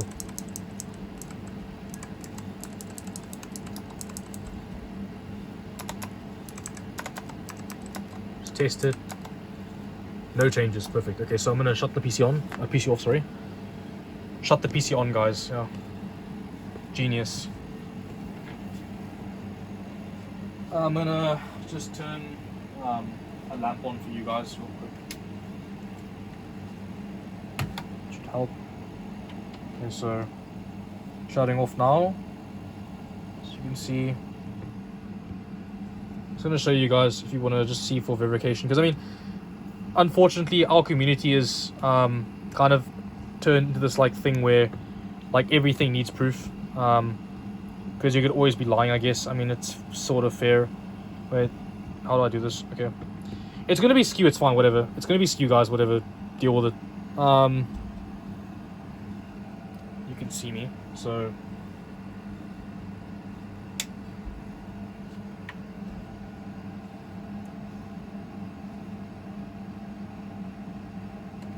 I'm gonna drain power for like 10 seconds.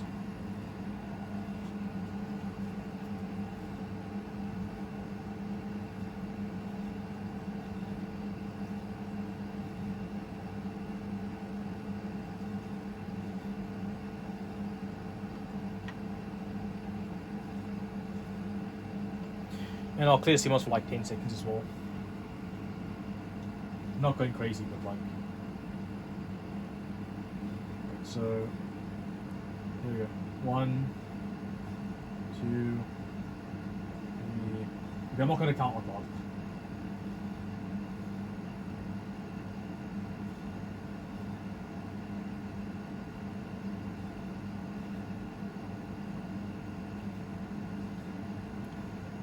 Okay.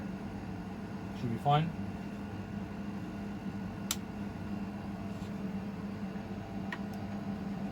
Okay, so, well, you'll see now when it boots, it's going to say that CMOS was cleared. So,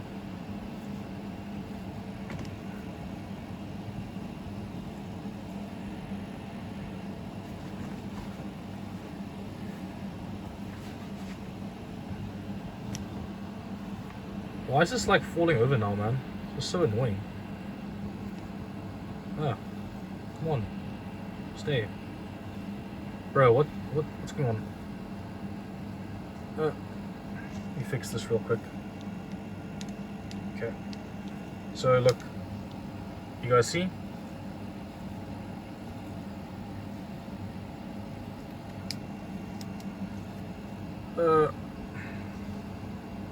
Locking the phone back into the tripod.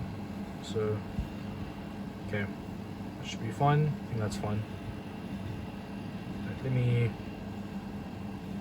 widen the legs a bit so I can, there we go. Okay, better.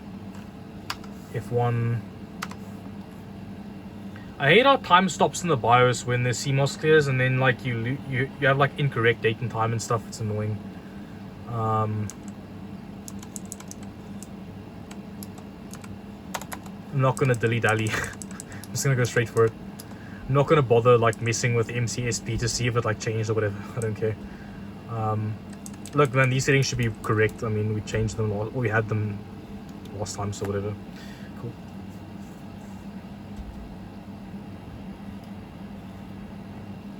gonna turn off the light now. Shouldn't need it anymore. It's gonna save battery. So one more VST pass, be nice, and then you go straight for test mem 5 thereafter.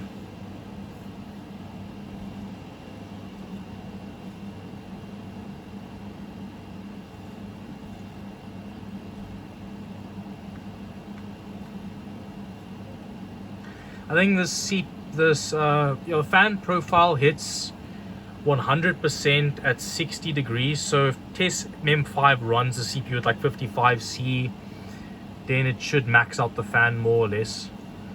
So like maybe drop the NZXT profile, so CPU warms up a bit.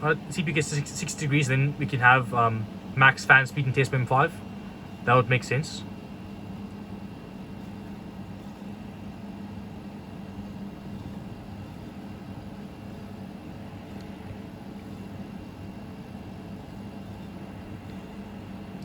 Like I said again, we are running absolute right now because unfortunately, as you get the time, it's 2:30 in the morning. And unfortunately with load shedding, if I'm going to be running a test past load shedding time, I'm gonna, well, you can guess what's gonna happen.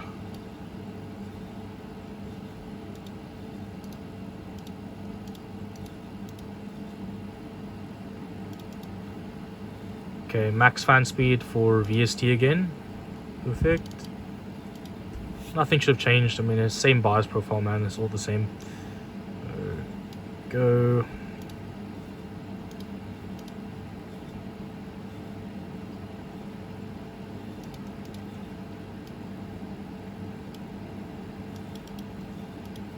So I could go for 7800 later on, but honestly, like, my friends want to play games with me, and like, I really don't care. Like, between 7.6 and 7.8. 7.8 is just a nice, like, number to hit. Like, I tried to hit 8,000 on the dock. I almost got there. I didn't quite get it, so it's a bit depressing, but, we move on.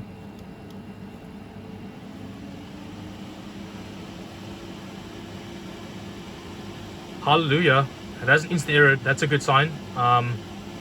Usually if you are IMC reboot unstable, you'll just error immediately and your dreams will be crushed. So right now we're still going. I'm gonna move this a bit down for you guys. Okay. Here we go. Okay, that's fine.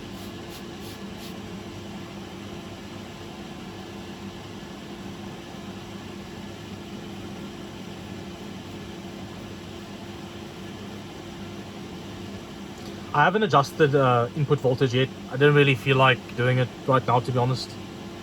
I'll just leave it and hope that it's fine.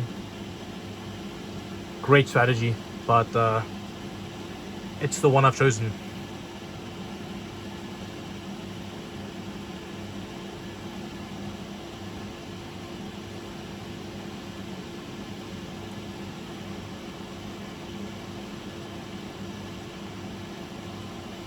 Dude, ASRock timing configurator says the one Richtech PMIC has like VDDQ 1.8 volts, bro. That's so annoying. Like, do you guys see that? It's so scuffed, bro. Like, what the hell? Why is it showing 1.8 volts? Bro, it loaded in and literally it picked the supply voltage. Like, it didn't detect the droop down to the actual voltage rail. Like, that is so irritating. But you can't touch that, because if you touch that setting, like the auto refresh, or like if you open it again, you risk making the PMIX disappear. Like, so if you open certain programs like during stress tests or whatever, you like make the PMIX like blank out, like they misread, like you like bug out the SPD hub. It's really weird, but it happens. So I know I'm talking a lot, but if you guys can notice, whenever the iteration switches, you hear like a little like fan down and then fan back up, and that's the CPU IMC just like cuts off and then fires. So that's why you're better off running more iterations for less duration. So even if you are like a 1 hour VST fanatic, which I can't really recommend, but if if you want to, that's how you like to spin it, then you know, you can run like maybe 60 seconds times by 100, I guess, right? Yeah, what? Yeah, wait, I'm being dumb. No, I'm right. No, I'm being dumb. How many will it be? Well, it was 600 times 6 because I run 10 minutes, so 600 times 6, that's 3600 seconds. Sorry. So if you want to run an hour of VST, I would say run 60 seconds times like for like a 3600 second duration, or like maybe add like 3610 or something for some overhead, just in case, like a because iterations they take like 61 seconds, so like maybe say like 3610 or 3625 or something to like give it some headroom, and then it should run like, I don't know how many. It's 10. I do 10. Oh, it's 10 minutes, 10 tests, so 60 tests in 60 minutes. Damn, I'm scuffed right now. My basic math skills are like not efficient at the moment. That's not like me usually. I'm usually a lot more consistent with my math skills, my basic division and multiplication and stuff. This is not going to be enough space to show them all.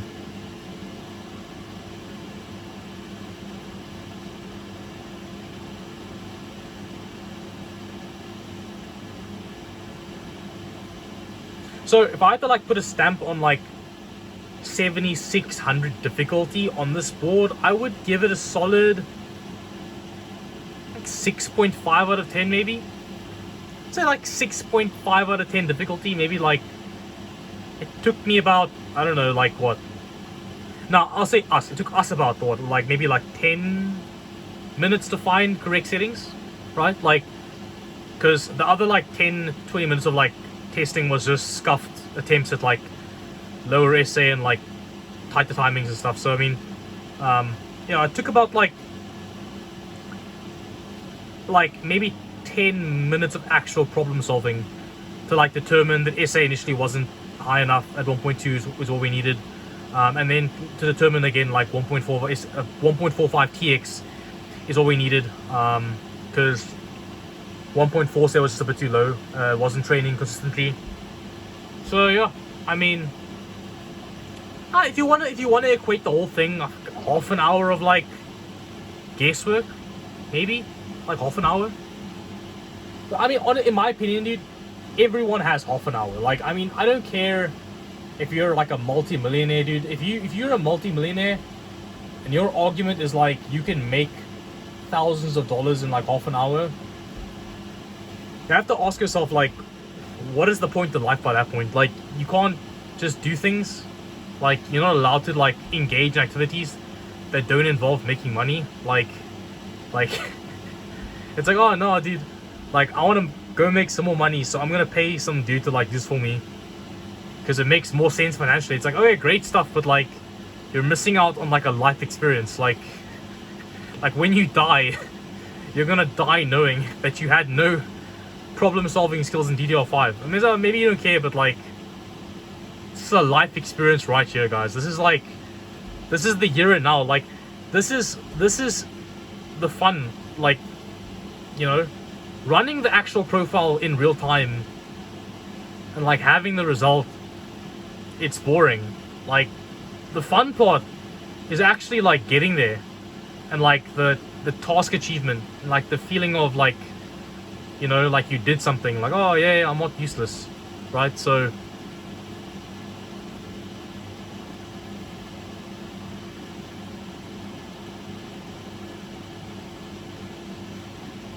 bro, I swear, if my phone has been at 100% battery for like the last hour and a half, I'm gonna ship myself, dude.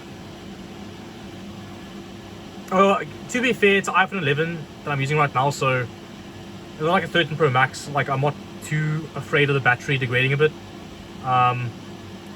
If it was a 13 Pro Max, oh hell no, dude. Like, that battery's gotta stay at 100%. Like,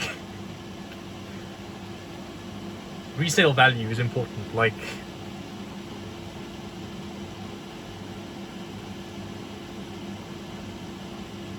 I love how, like, on Samsung phones, if you go on the Galaxy Members app, it's like, it tells you, like, the battery health is good. It just says good. It's like, your battery is good. It's like, what does it mean? Is it 80%, 85%, 90%, 95%? Like, what does good mean? Like, it's good. Good enough. Like, it's like, it doesn't tell you anything. But it's such good copium. It's like, low-key with Apple, and you see, like, that precise, like, percentage value. The moment you tick down, you feel like your world is ending. It's like, oh, damn it. Like, what did I do? Like, what did I do to allow this to happen? Like, why is it down from 100 to 99? And it's like, why did it go to 98? Why is it 95? Like, why? How does this keep happening? It's like, it's terrible. I own this, I owned the iPhone XS between December 2020 and March of last year. So I owned the phone for like maybe 15 months or something. And I think I went from like 82 or 83% battery health down to like 77 in my use of it in 14 months. And that's just because I watch ASMR videos at night. So like sometimes the phone would die in like playing YouTube videos. The phone would just die, battery drained, wake up in the morning, the battery's dead.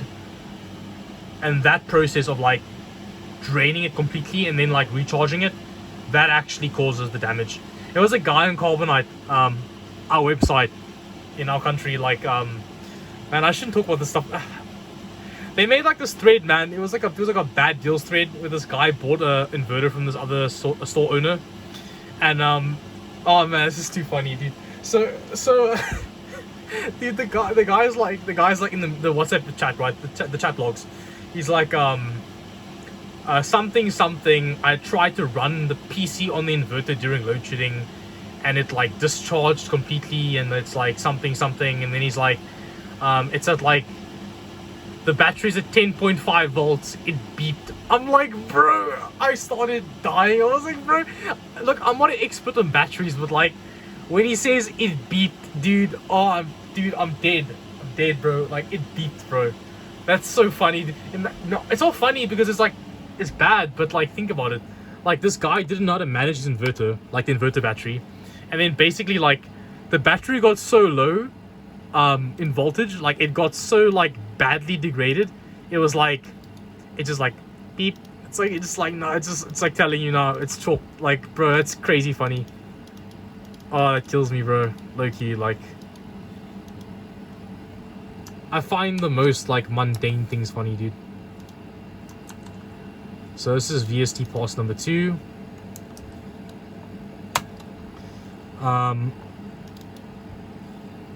And I'm going to go ahead and leave this on the screen, even though we have the screenshot. I'm just going to keep it on the screen for fun.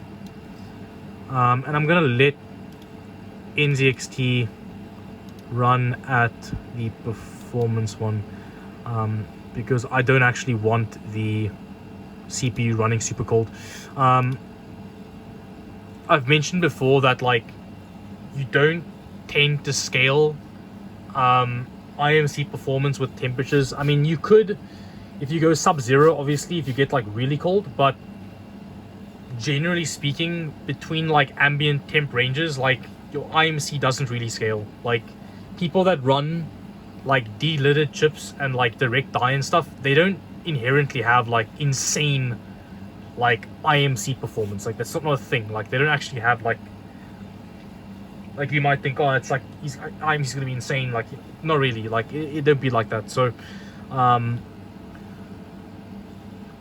just gonna let this drop down to like 32 degrees maybe. It was 32. Yeah. I mean, to be honest, it doesn't matter really. Like, does it? We'll start the test like 35. It's fine.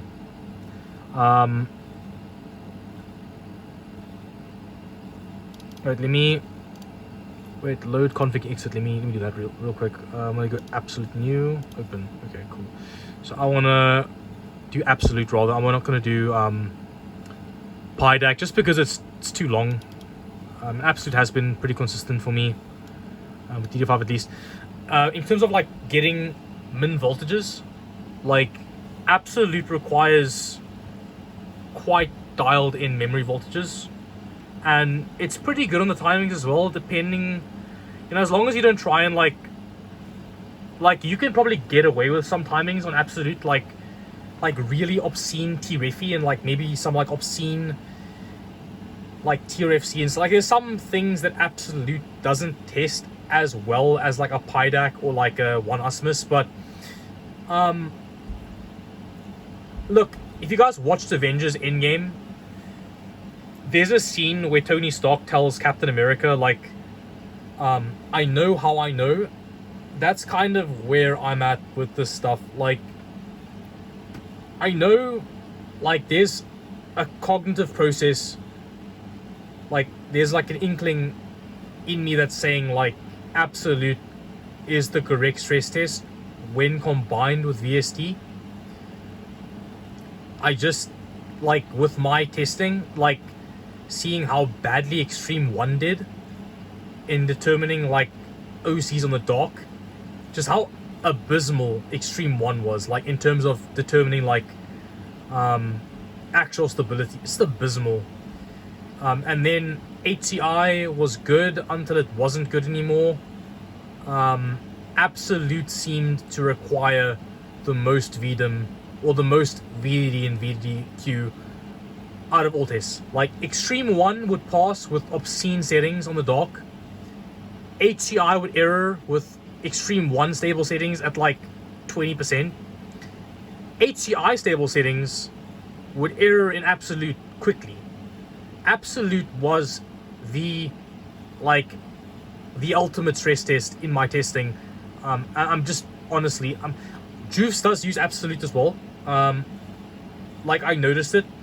I didn't use it because of him per se, but I tried it the one day and I did find that actually Absolute seemed to require the most stable settings to run. I'm being serious. Like, I don't know if one ASUS would be worse. It might be, but in speaking to a friend, he's had some weird results with one ASUS that makes me skeptical of its, like, reliability.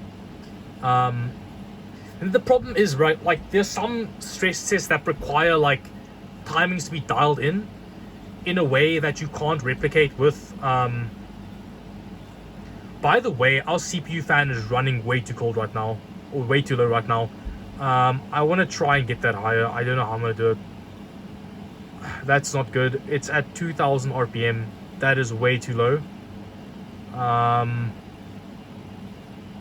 I need it up at like 2.9 quickly. Like, why is it running so low right now? It's meant to match CPU. It does match CPU, but why is it running at 2000 RPM? Because during VST, look, it was up at 3000. So why now during TM5 is it chilling at 2000? And the CPU is 60 degrees.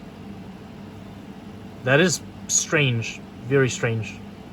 Maybe it maxes like 65 or something. It's possible. I could try this, hey. I could try. Hold on, give me a second. Try this. Try silent. Now CPU should climb it to like 65, 70, and then give me some. Okay, there it's waking up a bit. Oh, there we go. It's waking up. Listen. There we go. Hey, elite problem solving, bro. Elite problem solving. Okay, now it's. Man, that's useless. Wait, hold on. No. We gotta fix this in real time. We gotta problem solve this real quick. I'm gonna silent. These are all on silent, man. What do we do?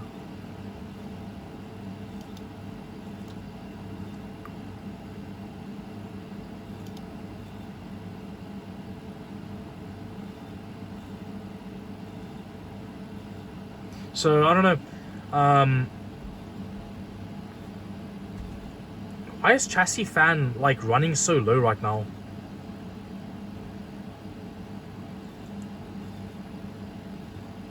I think maybe the memory test that's running is like not CPU intensive or something. Let me try something, dude. Okay, I would, okay, look. I would typically not do this, like this is not recommended, but this for those not, this isn't doing anything, this is not connected. This we need on silent, we cannot have this load on silent. It's the pump obviously, but now we can maybe, if you notice that 1200, 850, this should be,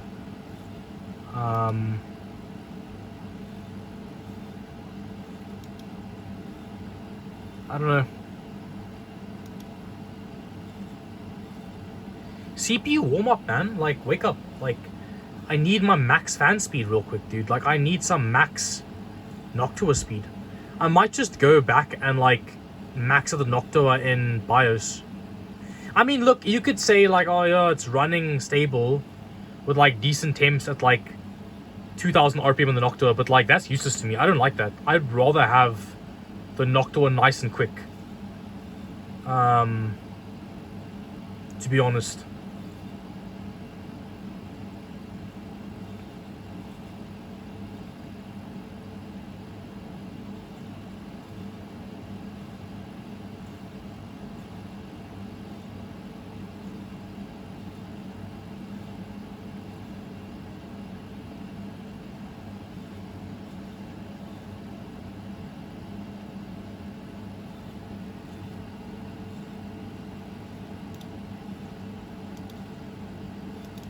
I've got to do fan stop, guys. I've got to do fan stop. I actually have to do it. Let me just do it. Custom. 20% fan speed.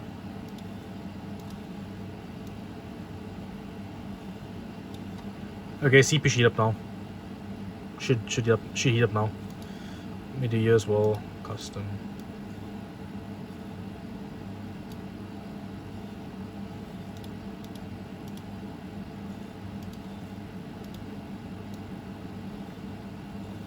Like 40% pump speed or something.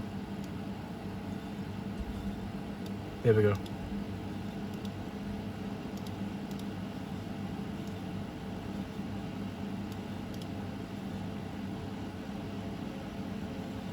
There we go.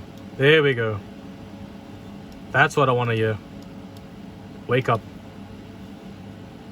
There we go. It's waking up nicely. Let me do this.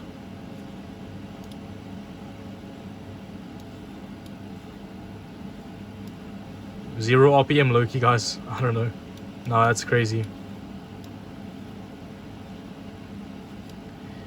20 is as low as it goes. Let's go pump down to like 30. 20% pump speed, dude. Like, bro. This is barely running, dude. There we go. There we go. That's what I like to hear. There we go. Okay. Wait, okay, that's a bit too warm now. Let's go 25% pump speed. There we go.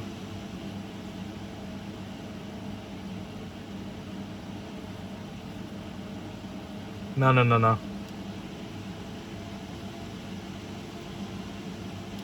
23%.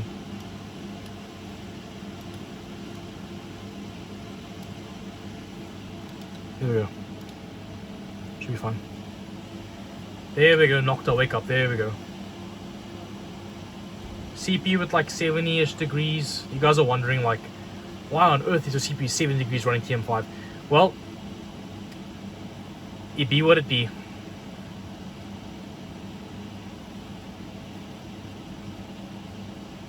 RIP CPU. Sacrificing the CPU to have the RAM running colder, bro. That's wild, dude. That's actually wilding. That's so crazy. Why is it dropping? No, you don't drop, man. Hold on. Let me fix it. 20% pump speed. 20% everything else. Perfect.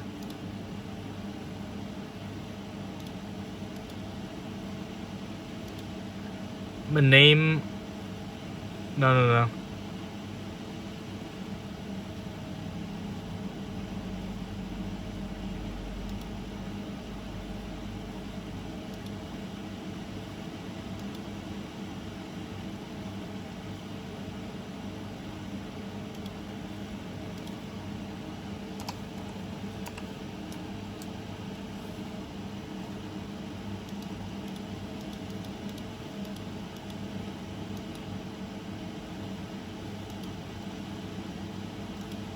Here we go.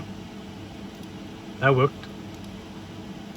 So we've got a random profile for when we need to intentionally stuff up our CPU temps. Great stuff. Okay. I'm going to temporarily go back to silent just to fix it.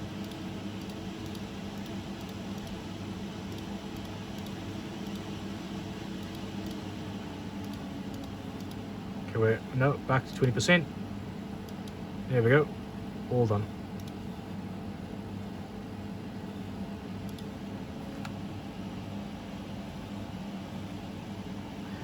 Fun. Great fun.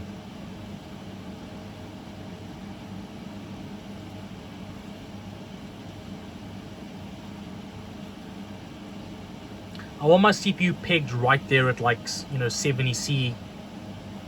That's perfect. That's like ideal. That's like perfection.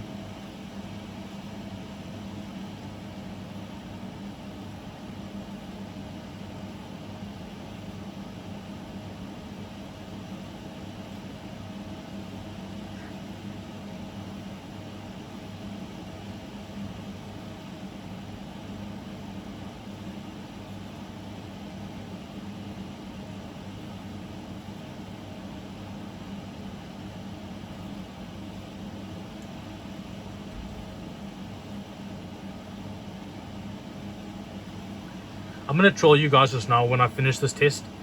I'm literally gonna go to BIOS, and then I'm gonna literally like fetch MCSP, and if it hits like 65, I'm gonna be like, or 60 even, I'm gonna be like stabilizing 7600 on a Z790 Hero 4-DIMM board with MC60 SP, MCSP60 i9.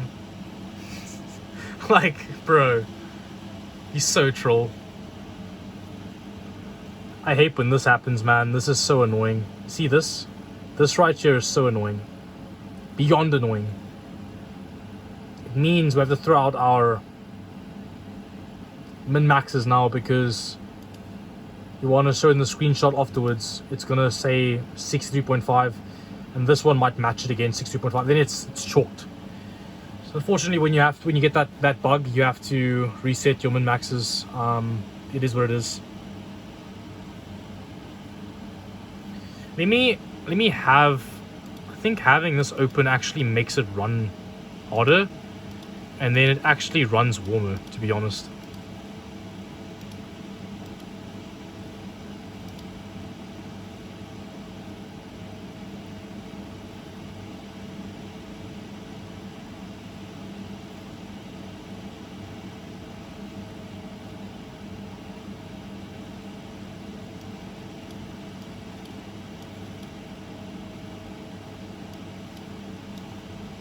So 700 RPM, 680, and then 480.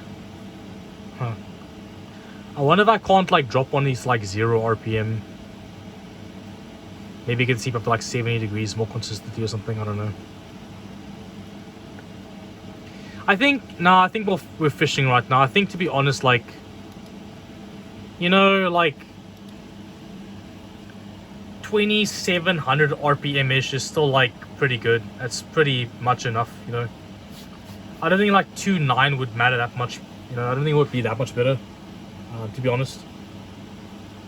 One thing I will say though, the positioning of the Noctua now with the Hero, and then also combined with the fact that my DIMM slots are spaced a bit now, means these DIMMs seem to be running colder than on the dock, because the dock has them wedged. So you can't get that like nice airflow. Obviously, even if it's wedged, right, you can't get that nice airflow on the one edge of ICs on the one DIMM, plus you don't get the other side of the heatsink. But now there's like a bit of a gap, and the positioning of the Noctua fan again is making the temps run quite nicely actually. Like in the dark on this kind of voltage, we're looking at like really like 50 degrees by now.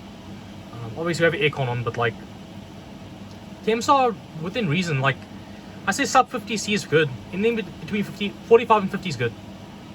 Like we're fine. Between 45 and 50 we're fine. 40C is not happening on these stims at least. Like no way. So in my opinion, 45 versus 50, or like 45, 46, 47, whatever, it's all the same really.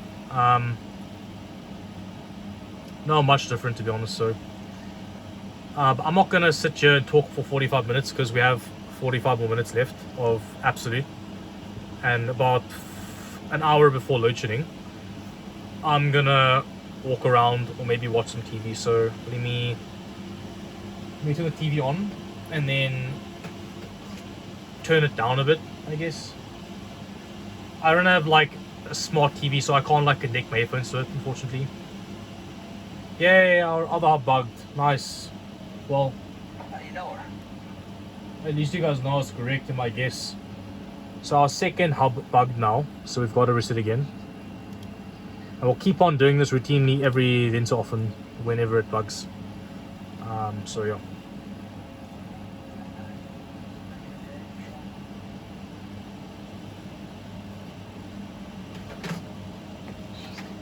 Let me move this thing real quick. Sorry guys. I'm the worst YouTuber ever, dude. I'm literally blowing you guys off to watch TV. That's literally what I'm doing.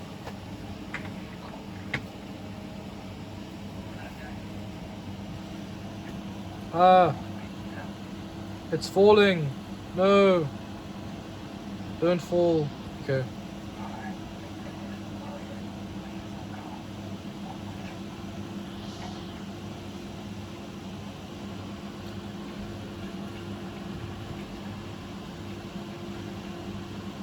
There we go. Got it.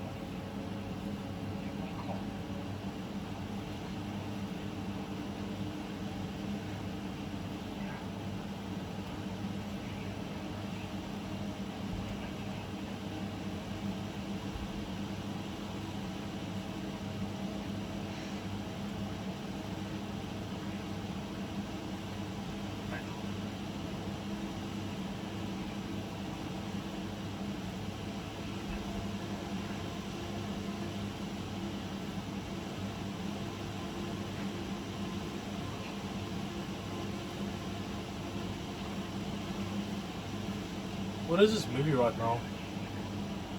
What am I watching? Okay.